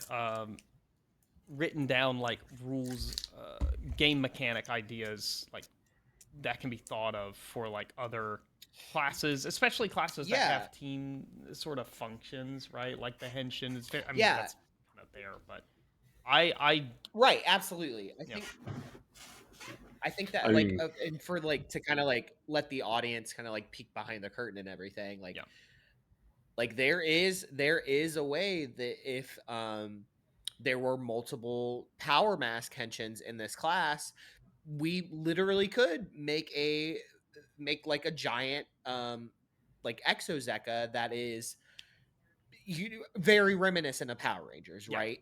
Yes, it's the Megazord. It's very dope. It absolutely is. And then there's other like just like how like regular D&D is. Mhm, Every class has an option to go into a subclass, and mhm.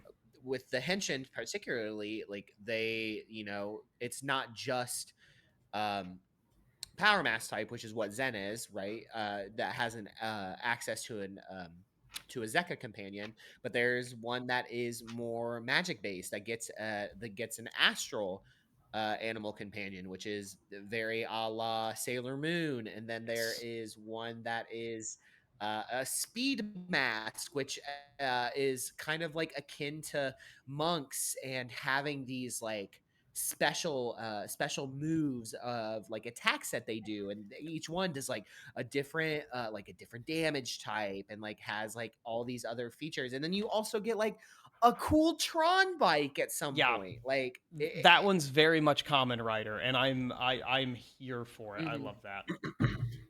But Yeah, I'm just 100%.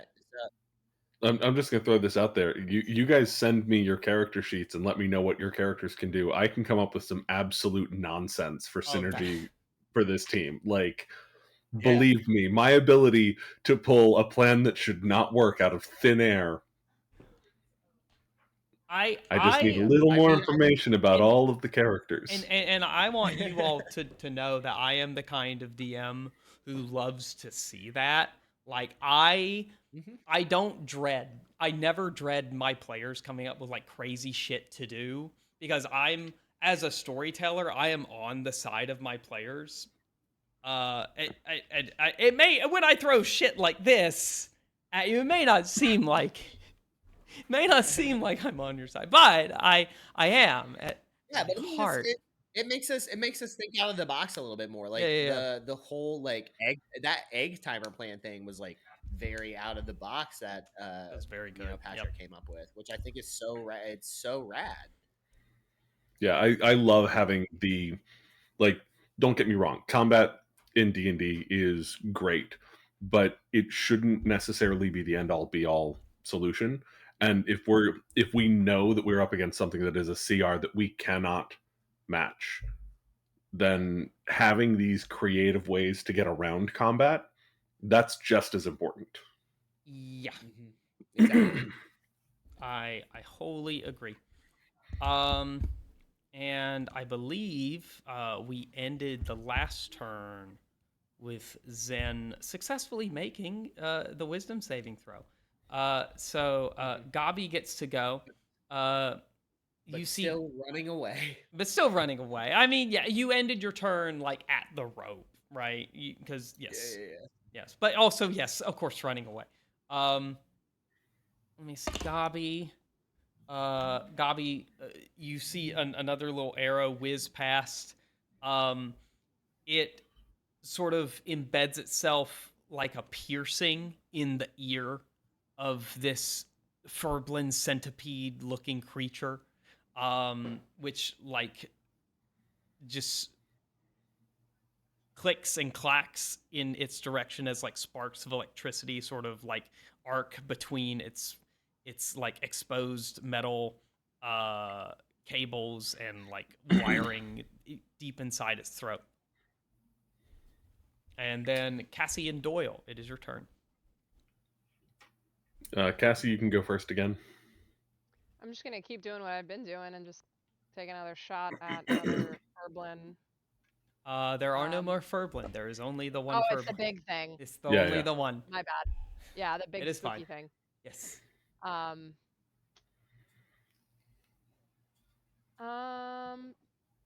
big exactly is this thing? It is now a medium-sized creature. Okay. So it's like, I'm just thinking like It's height-wise like because I've your started height. climbing. Yeah. Okay. It was standing head to head with Zen. It was kind of reared up in like an S shape, so it could, in theory, like extend itself taller if it wanted to, but it is a medium-sized creature. It's about, I want to say a carrion crawler is a medium-sized creature, but I could be wrong. Could be large, but essentially a similar vibe. Okay. I was gonna say I could use Witch Bolt on it, but then I don't know if I can keep climbing while I'm using it because it's a concentration spell. I don't You know. can That's kind of your call. you can, oh yes, you can still because climbing is movement based, right? It's not action based. And you can technically do actions while you're concentrating on a spell. It is whether you get hit that you have to make a check on your concentration, or if you cast another spell that requires concentration, you have to drop concentration on that previous spell in order to get concentration on this new spell. And you have a Normally, feature that lets you do yes. that. Yes. Yeah, I have the split concentration feature, so I actually don't Yes. have to do that. But Yes. yes. Yeah, I'm gonna try and hit it with a Witch Bolt. Very good. And see if that does anything. God, I'm scared. That would be, God, that's probably not gonna hit. A 16? A 16 does hit. Oh my God. Okay, great. So that is 1d12 lightning damage. Oh, that's very excellent. Very good. Okay, so where's my d12? I love a D12. Gotta love ourselves. I wish a things D12. used a D12. Shit. Mhm. I wish a D12 was used more. It's like one of my favorite dice. That is 12 lightning damage. Wow! Oh my God, that's amazing. go. Let's fucking That's go. what you get when you that's what you get when you hype up the D12.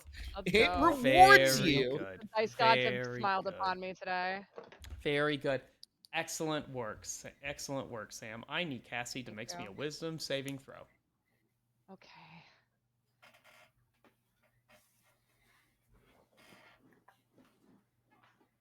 Is that a nat 20? I have the little symbol on my, yeah, because the other That would be the other side would be a 1.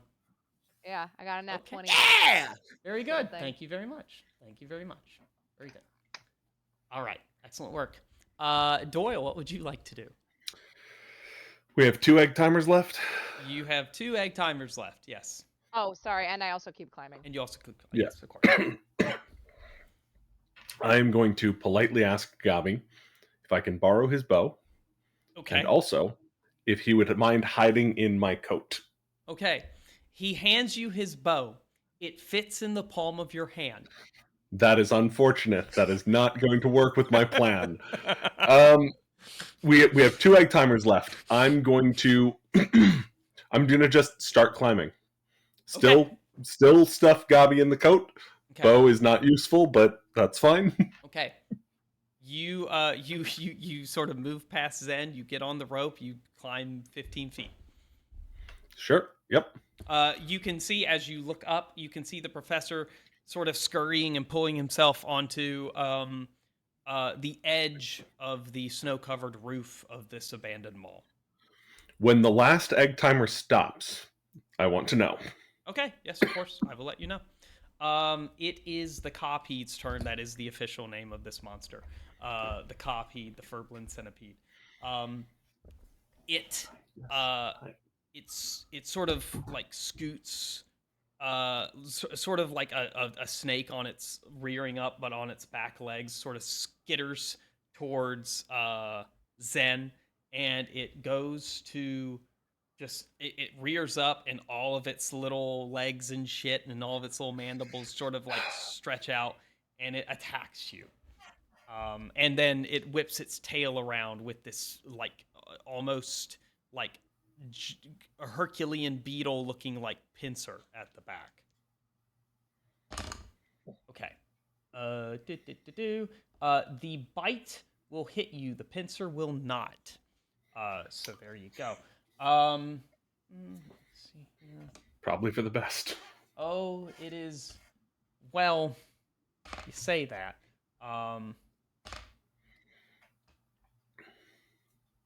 Okay. You take 13 piercing damage.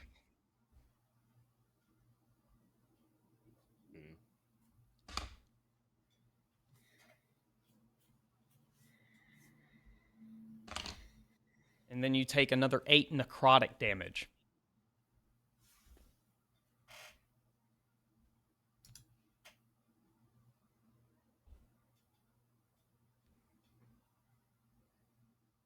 Jeez.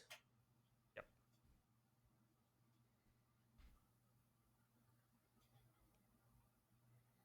How's Zen doing? Well, you said 8 necrotic damage, 8 necrotic damage. and then what was the first one? You know, I just want to make sure I'm getting the math right here. 13 piercing. Yeah. Cool. Yeah. So with that 8 necrotic, I am currently at -8. Okay.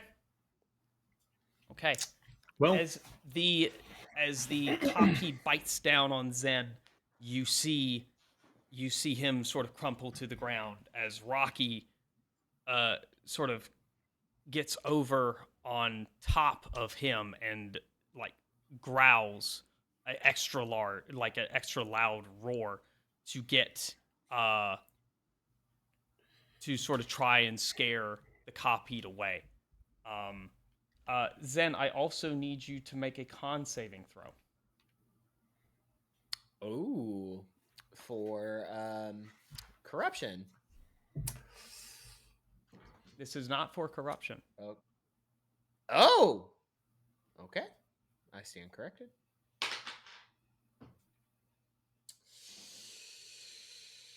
That is 9 plus 3. That's gonna be 12. Okay.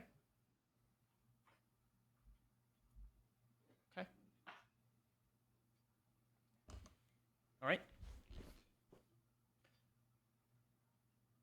You see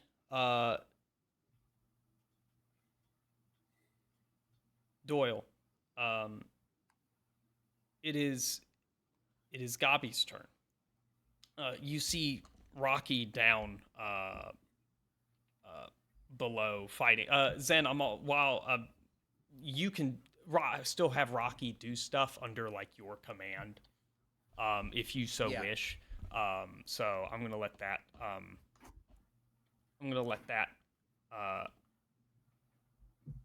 Be an action.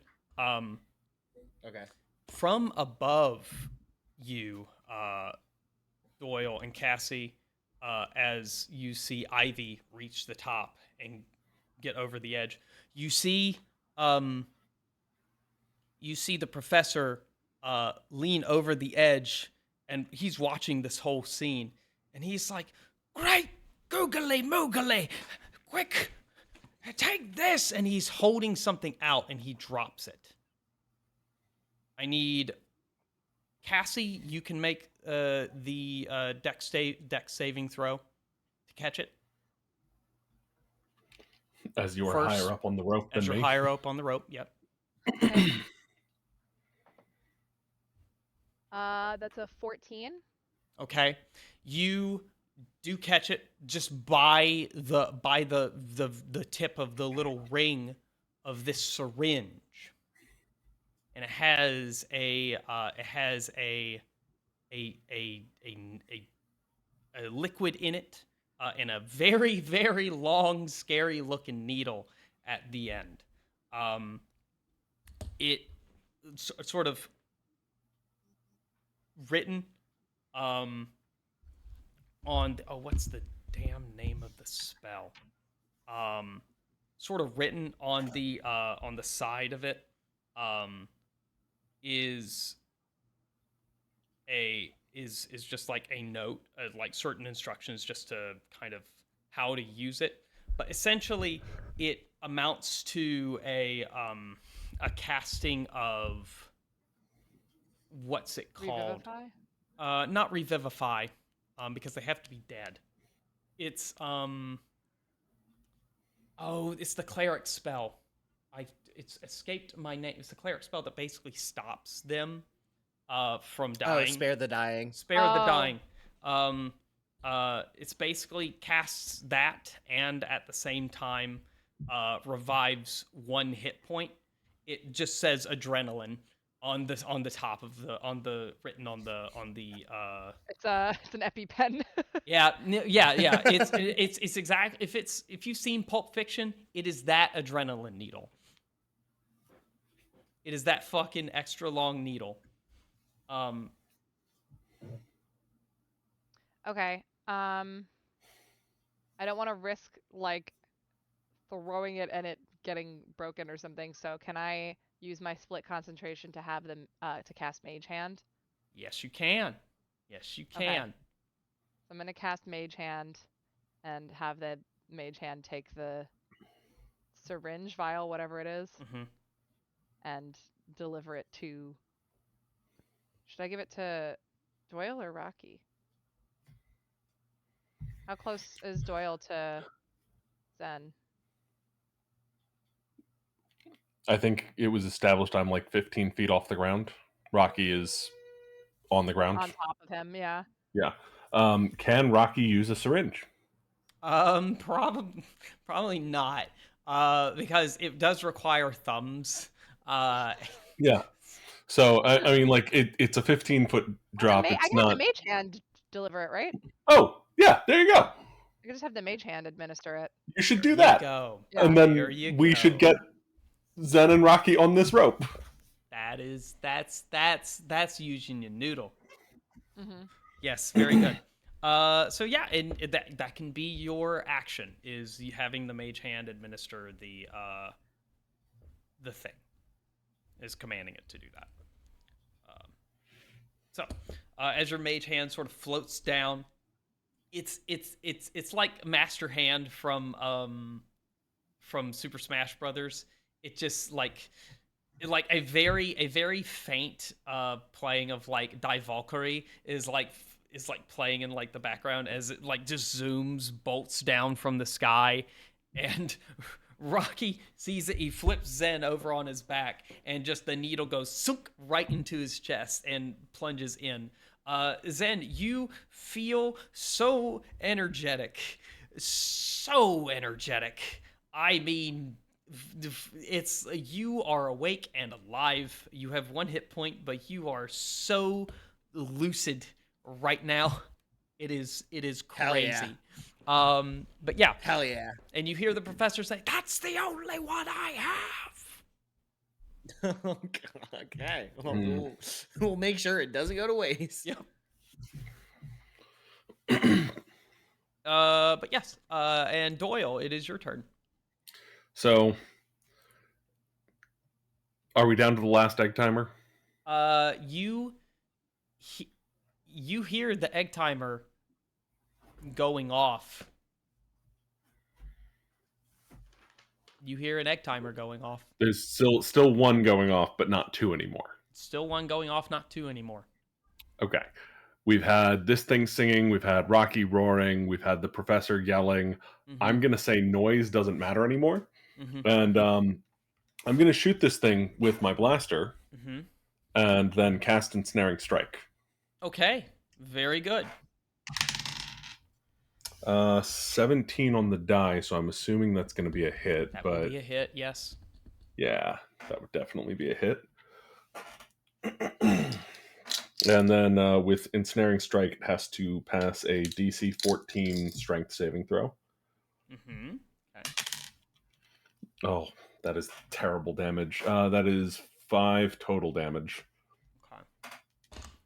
Okay. It fails its strength saving throw. Then it is ensnared. All right, very good. It does not get to move. It does not get to do anything.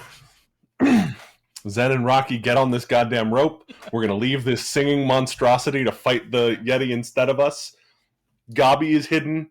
This thing is singing and is made of the things that we stole from this Yeti.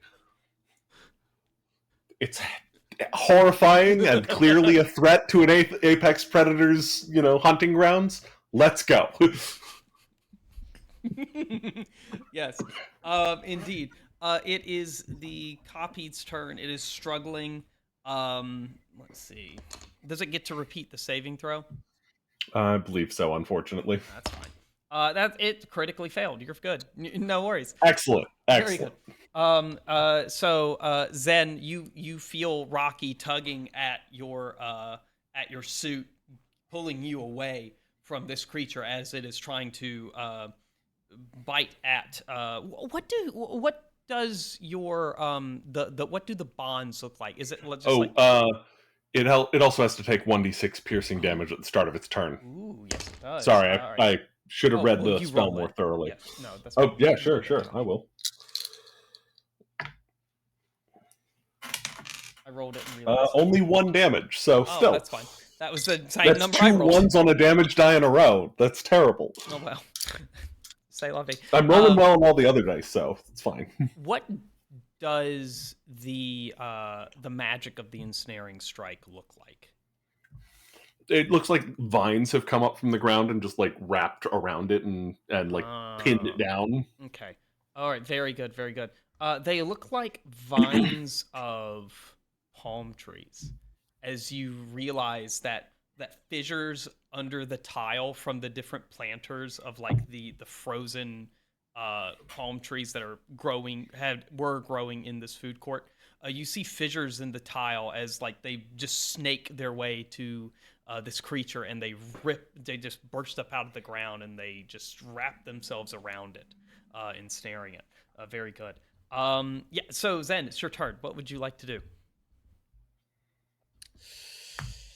Oh boy. Oh man.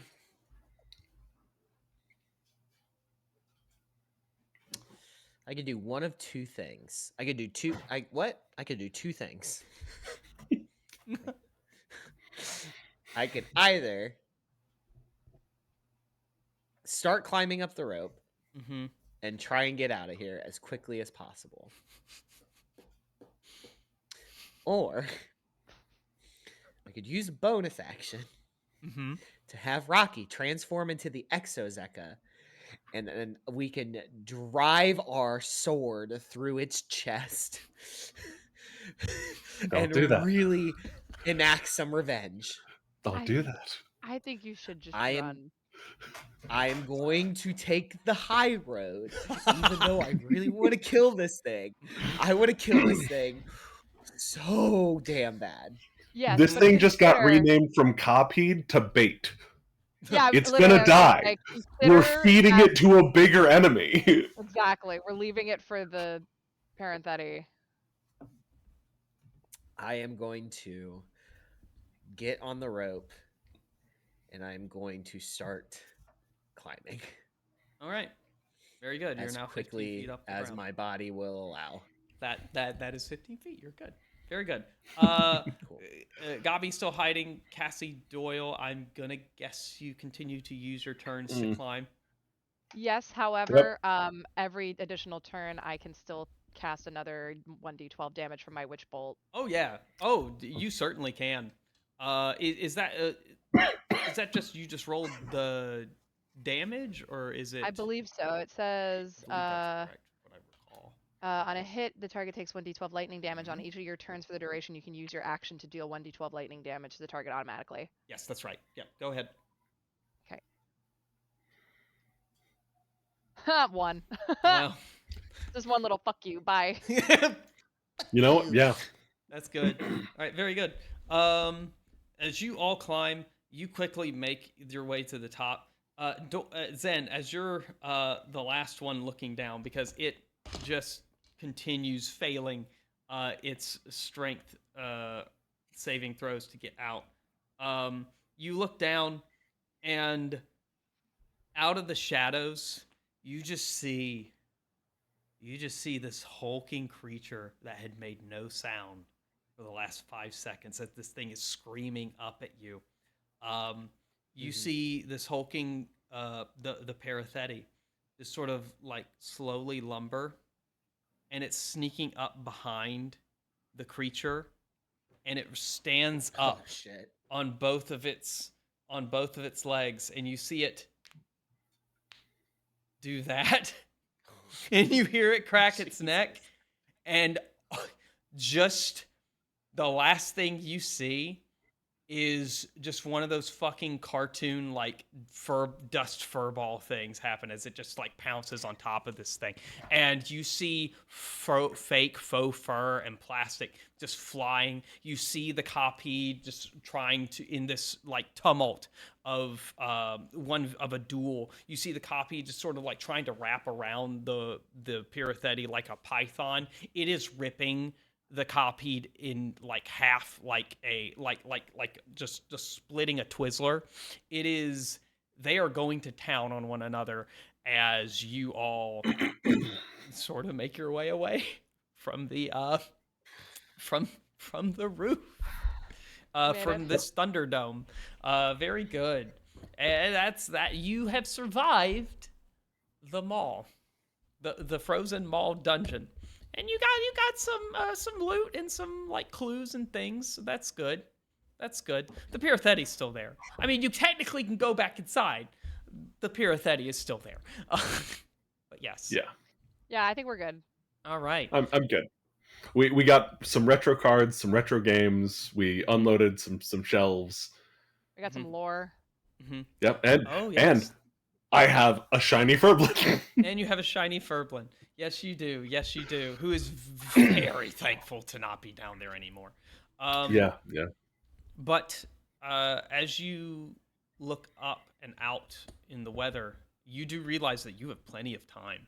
This, even though the trip was cut short, you have plenty of time to make it back to the to the boat and start the process of getting home.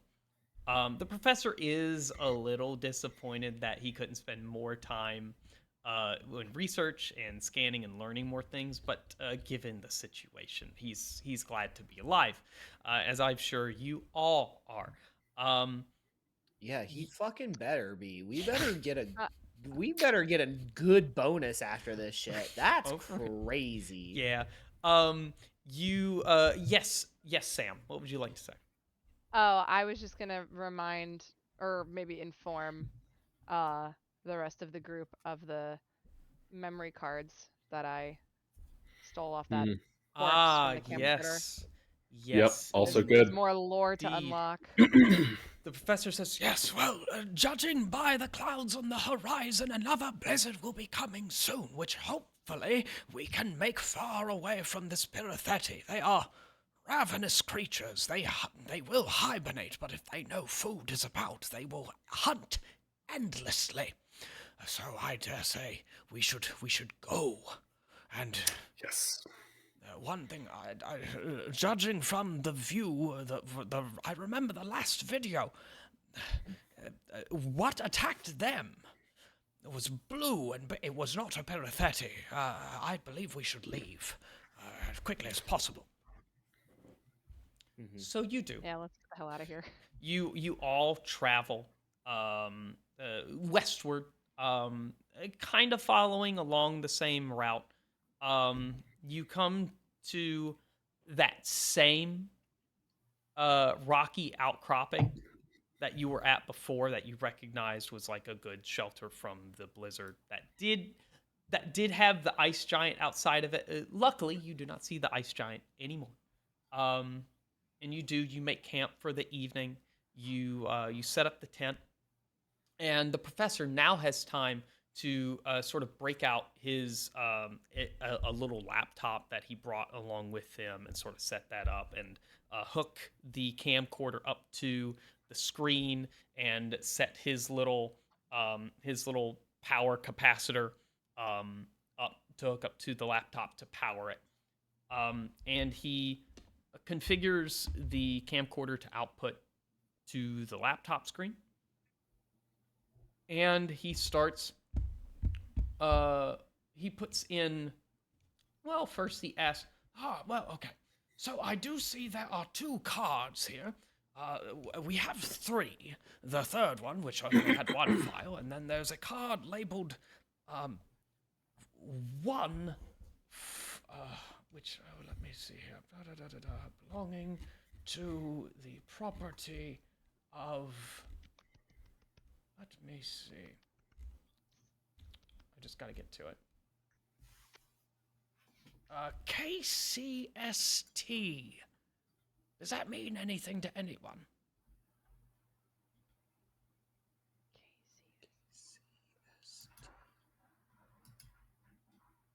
Well, if not, I guess we'll find out soon enough. He plugs in the SD card. And it reveals that there are, when it pulls up the file, sort of like search, it reveals that there are, I'm trying to see how many entries there are. There are 34 entries of recordings on this file. Ooh. Yeah, that's a lot. And he's like, well, we have plenty of time. We might as well get started. Let me see. The ramen should be done. Yes, now we'll have a wonderful meal and movie night, as you youngins used to do. Good boy. So, Hey, hey, Professor. Yes. One, thanks for that shot. Of course, my boy. 2, I think the adrenaline is starting to.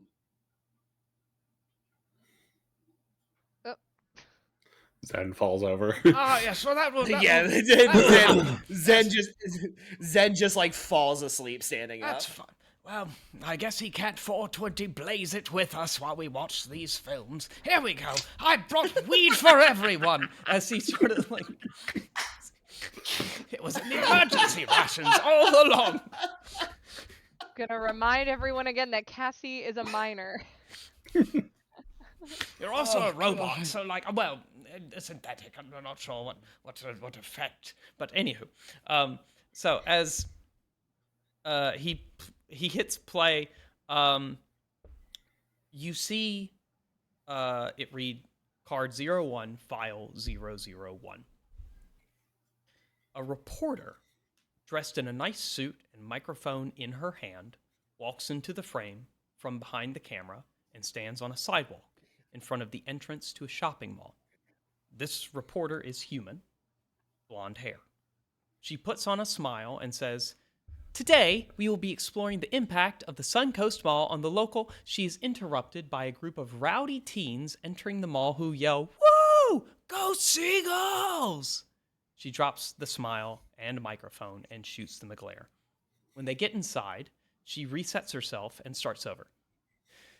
"Today, we will be exploring the impact of the Suncoast Mall on the local community as it celebrates 20 years of shopper satisfaction. Here with KCST Valley View News 8, I'm Tracy Gillian," she says with a smile, and then sighs and walks back to the camera. The recording ends. Files 2 through 24, as you all sit here watching. are really just a series of shots for B-roll footage of the mall, the fountain going off, interspersed with like short interviews of mall shoppers, employees, store managers, security guards. The next file plays, and it's actually this next file that catches your attention as you watch midway through. 01-025. Tracy Gillian is standing in front of the mall's central fountain. She's holding a slice of pizza from the food court. Some of the shops in the frame are closed and shuttered for the day, some of them indefinitely. She signs off.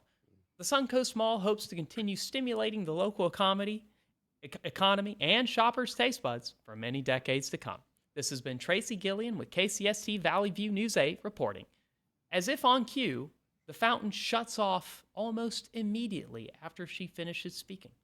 Over the loudspeaker, attention shoppers, the mall is closing. Please finish up your purchases, make your way to the exits, and have a great day. Overlapping with this announcement, Tracy laments, well, that'll have to do, as she tosses the uneaten slice of pizza into the nearest garbage can. She walks behind the camera. The recording glitches out. The recording ends. 01-026. Tracy Gillian again, hurriedly adjusting her suit as she rushes to get in front of the camera. Tracy Gillian with KCST Valley View News 8 reporting from inside the Suncoast Mall during the middle of this freak blizzard that has struck the local area out of nowhere. Behind her, the glass doors of the mall are being pelted with snow and wind. A security guard is trying to peer outside. She continues, seems like our weatherman Tom to take Christmas in July literally this year. Another security guard returns, running from outside, and shakes the snow off his jacket. He gestures wildly and talks excitingly to the first guard. They are too far away for the camera to pick up their voices. The mall did suffer a minor power outage, but luckily the backup generators have kicked in as some remaining shoppers and employees wait out the storm. It's gone. It's all gone. The returning security guard shouts. There's nothing past the parking lot. Get someone in the office to try the phones. Tracy sprints to grab the camera and attempts to intercept the security guard who's jogging her way. Sir, can you tell us what you mean by it's all gone? What's all gone? He blows past her. Not now, lady. A large crash is heard echoing inside of the mall. There are a few scattered screams. Tracy fumbles the camera. Shit! The recording ends. 01-27. I'm here at the scene of those crashing sounds we just heard a few moments ago. Part of the floor of the mall and a portion of some stores and other infrastructure has seemingly collapsed into what people at the scene are describing as an icy crevasse of unknown depth and length. Thankfully, no one seems to have been injured, according to eyewitnesses, but this does raise an alarming number of geological and, frankly, zoning and build site inspection related questions that the City Council will definitely want answers to.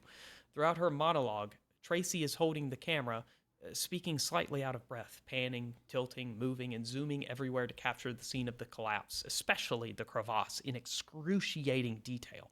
How much more of the mall rests on unstable ground? How far does this unknown glacier extend? Is the rest of the town in danger? And what does it say about climate change?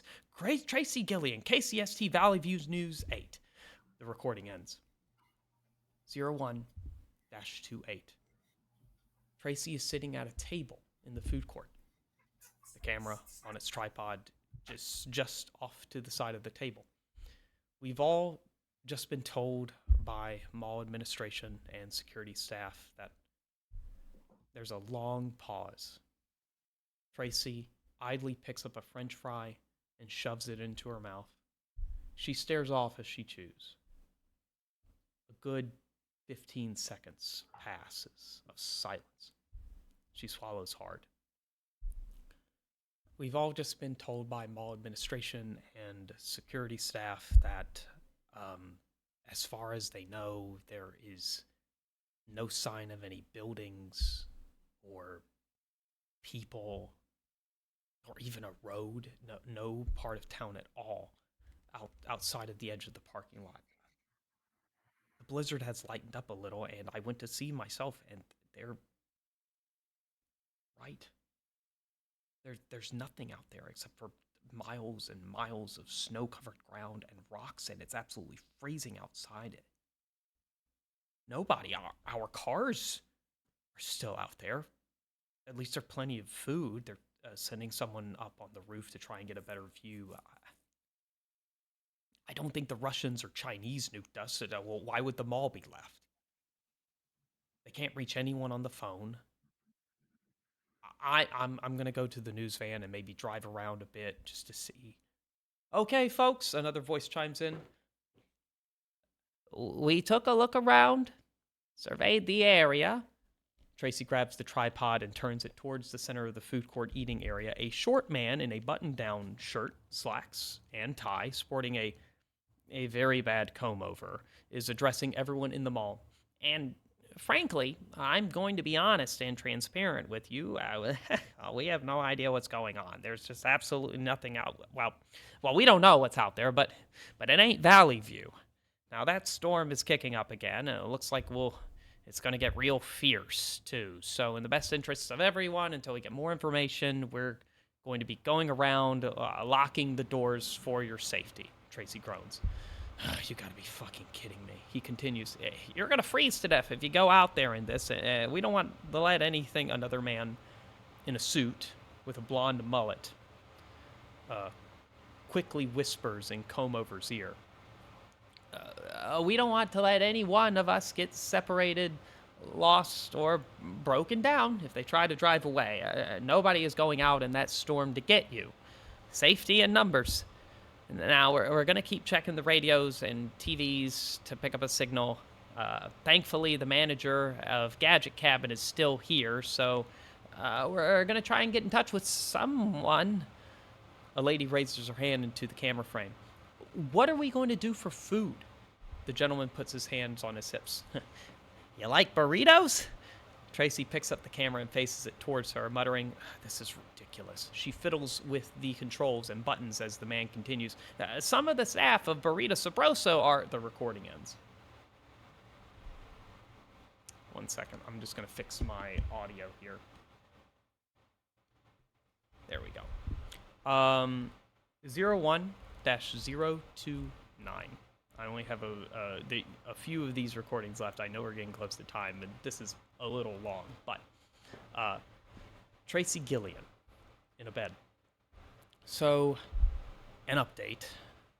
We are camping out in Ray's for the night. No, none of the plumbing works anywhere. So, burritos were not the best idea. The low battery indicator on the camera comes on. Tracy sighs, and I'm going to have to raid the Gadget Cabin for a charger or something. Not that I can do anything about it right now. They shut off the generator to conserve fuel. Mr. Napoleon Syndrome decided to lock us in here for the night. At least there's no kids here, thank God. Tracy looks up as if she hears something.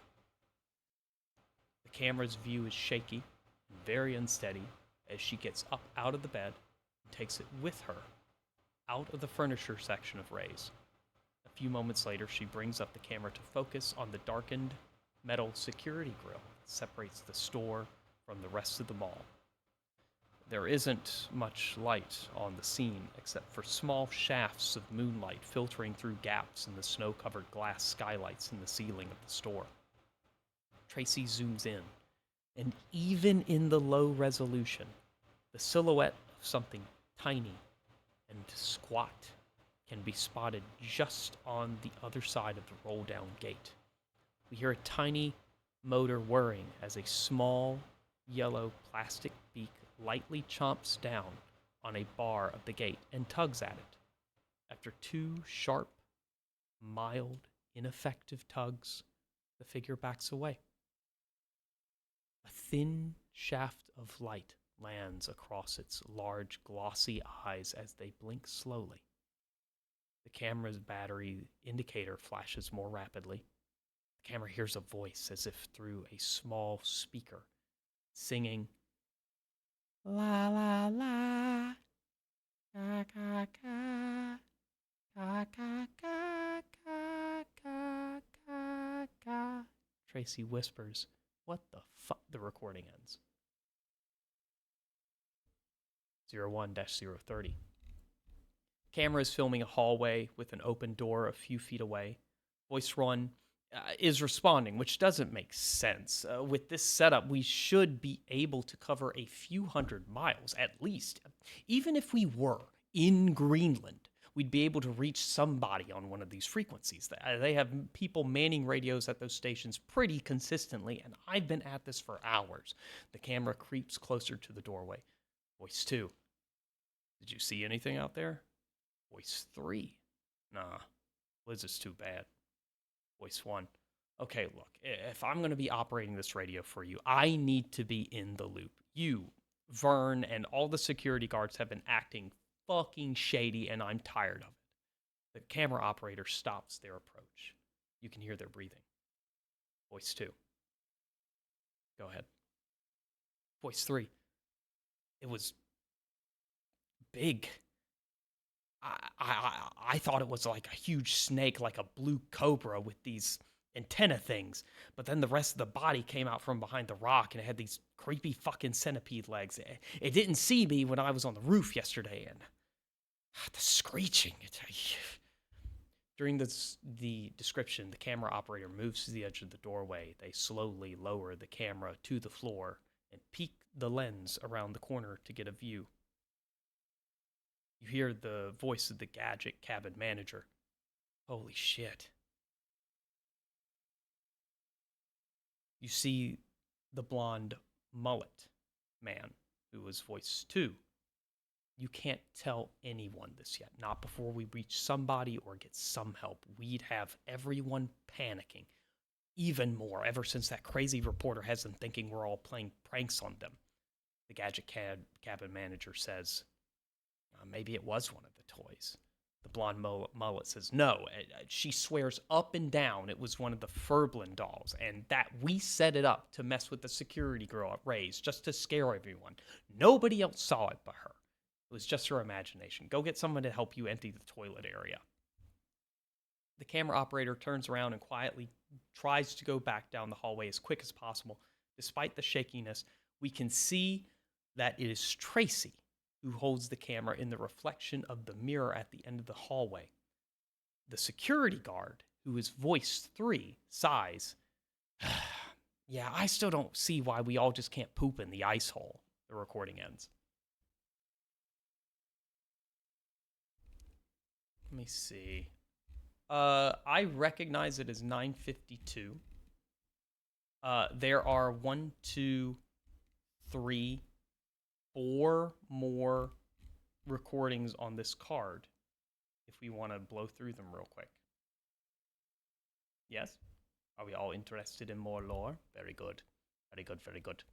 01-031. As the video begins, we see the mall UR Toys shop in the center of the frame at a generous distance. The camera zooms in on the store. The shelves just inside the window are full of Furblin dolls in their boxes. The camera pans slowly over the shelves. The recording ends. 01-032. Another video opens on the UR Toys shop later in the day. The camera zooms in on the store and the Furblin dolls once again, but focuses on an open box. The Furblin is still inside, though a little haphazardly stuffed. Aha! Tracy whispers. I wasn't that way this morning. A disturbance is heard outside of the frame. The camera quickly swings to catch the end of a neatly stacked display tower of Brico-Set boxes clatter to the floor. Something is caught darting behind a shelf. Tracy gasps, and an ear-piercing, animalistic howl erupts, echoing throughout the mall and clipping the microphone in the camera. Tracy begins to run. The recording ends. 01-033. Tracy, from her bed in Ray's, shines a flashlight towards the roll-down cage. She sets it on the bed and grabs a baseball bat from under her pillow. Heavy footfalls of people running across the mall floor grow closer and closer. "Hurry up," yells a security guard as he reaches the entrance and starts fumbling for his keys to the security grill. Other people, just now waking up, start murmuring various things. What's happening? Who's yelling? Is everyone okay? Etc. Shit, shit, shit, shit, shit, shit, shit, rambles the security guard as he finally unlocks the gate and starts lifting it up. He crawls under and starts lifting it from the other side. Once he gets it over his head, he shines his flashlight into the mall, exclaims, "Fuck me," and slams the gate down again. A second security guard runs into the gate, rattling it and crying, begging, trying to lift the gate that the first guard is holding down. "Please, fuck Diego, let me." Just as soon as he reaches the gate, he is swarmed by dozens of Furblin dolls that swiftly drag him away from the store and back from where he ran, deep into the mall. Others who have gathered near the entrance of Ray's scream and shout in panic and confusion. Diego, the security guard, locks the security grill into position from the inside. He also closes the store's regular glass doors and bolts them. He slumps down against the doors onto the floor, face in his hands, sobbing, shivering. His breath can be seen with every wail. It is getting colder. The recording ends. 01-034. Tracy is staring directly at the camera in her bed. She takes a breath as if to say something, but the card-full warning flashes on the screen. She sighs. The recording ends.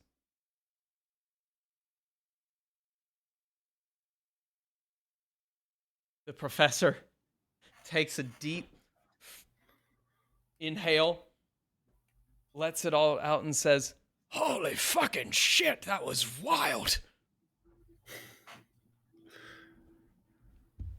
Yeah, that was something, all right.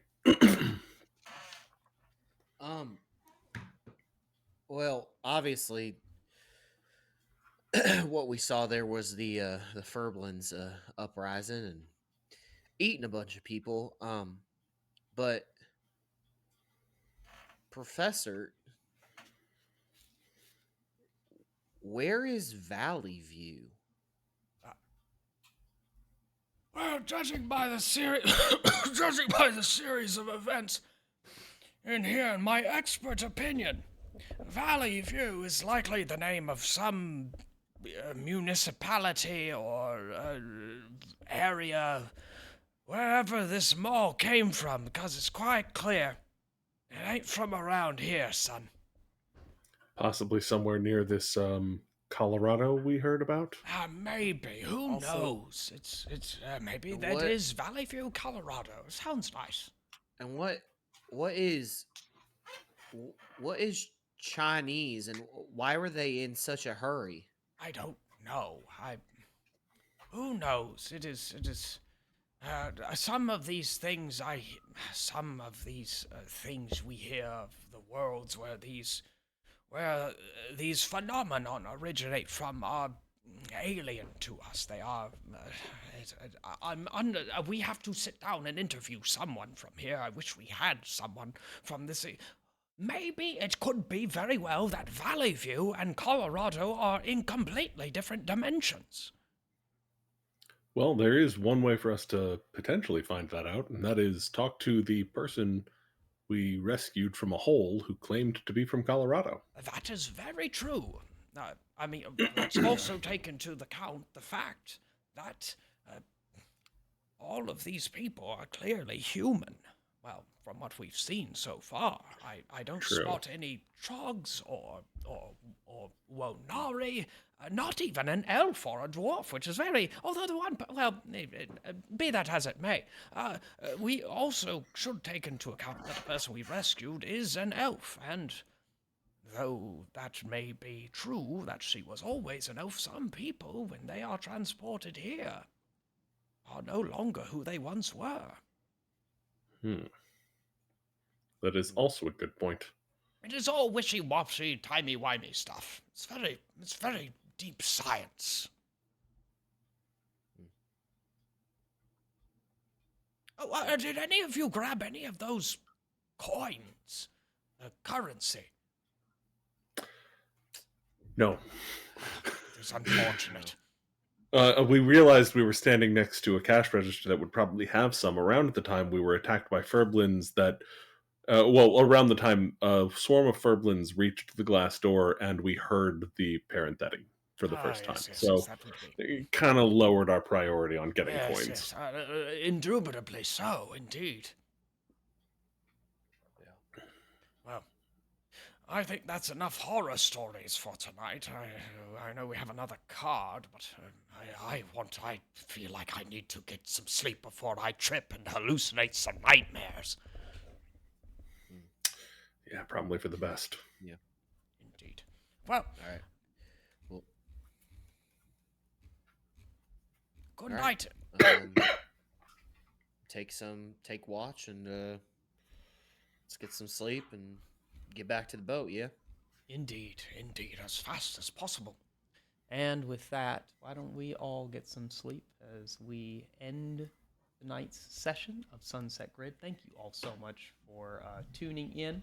I hope you enjoyed it. There was a lot of lore tonight, particularly at the end.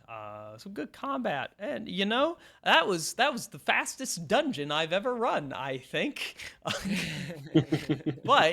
But I love the way you all went about it, because you definitely minimized your exposure to danger. That was the very smartest thing you could do. This all could have gone completely differently. But I think from the very beginning, the choices you made kind of cemented the safety that you were approaching, which I commend. Very good. And hey, you got a key sword out of it, and a pendant, and like a cool little shiny Furblin doll, and a bunch of other stuff, which And a will... novelty Roy Mustang lighter. You God dang right. Very good. All right. Well, everyone, thank you so much for tuning in. Hope you enjoy it, and we will see you next week. Bye-bye. See ya. Later.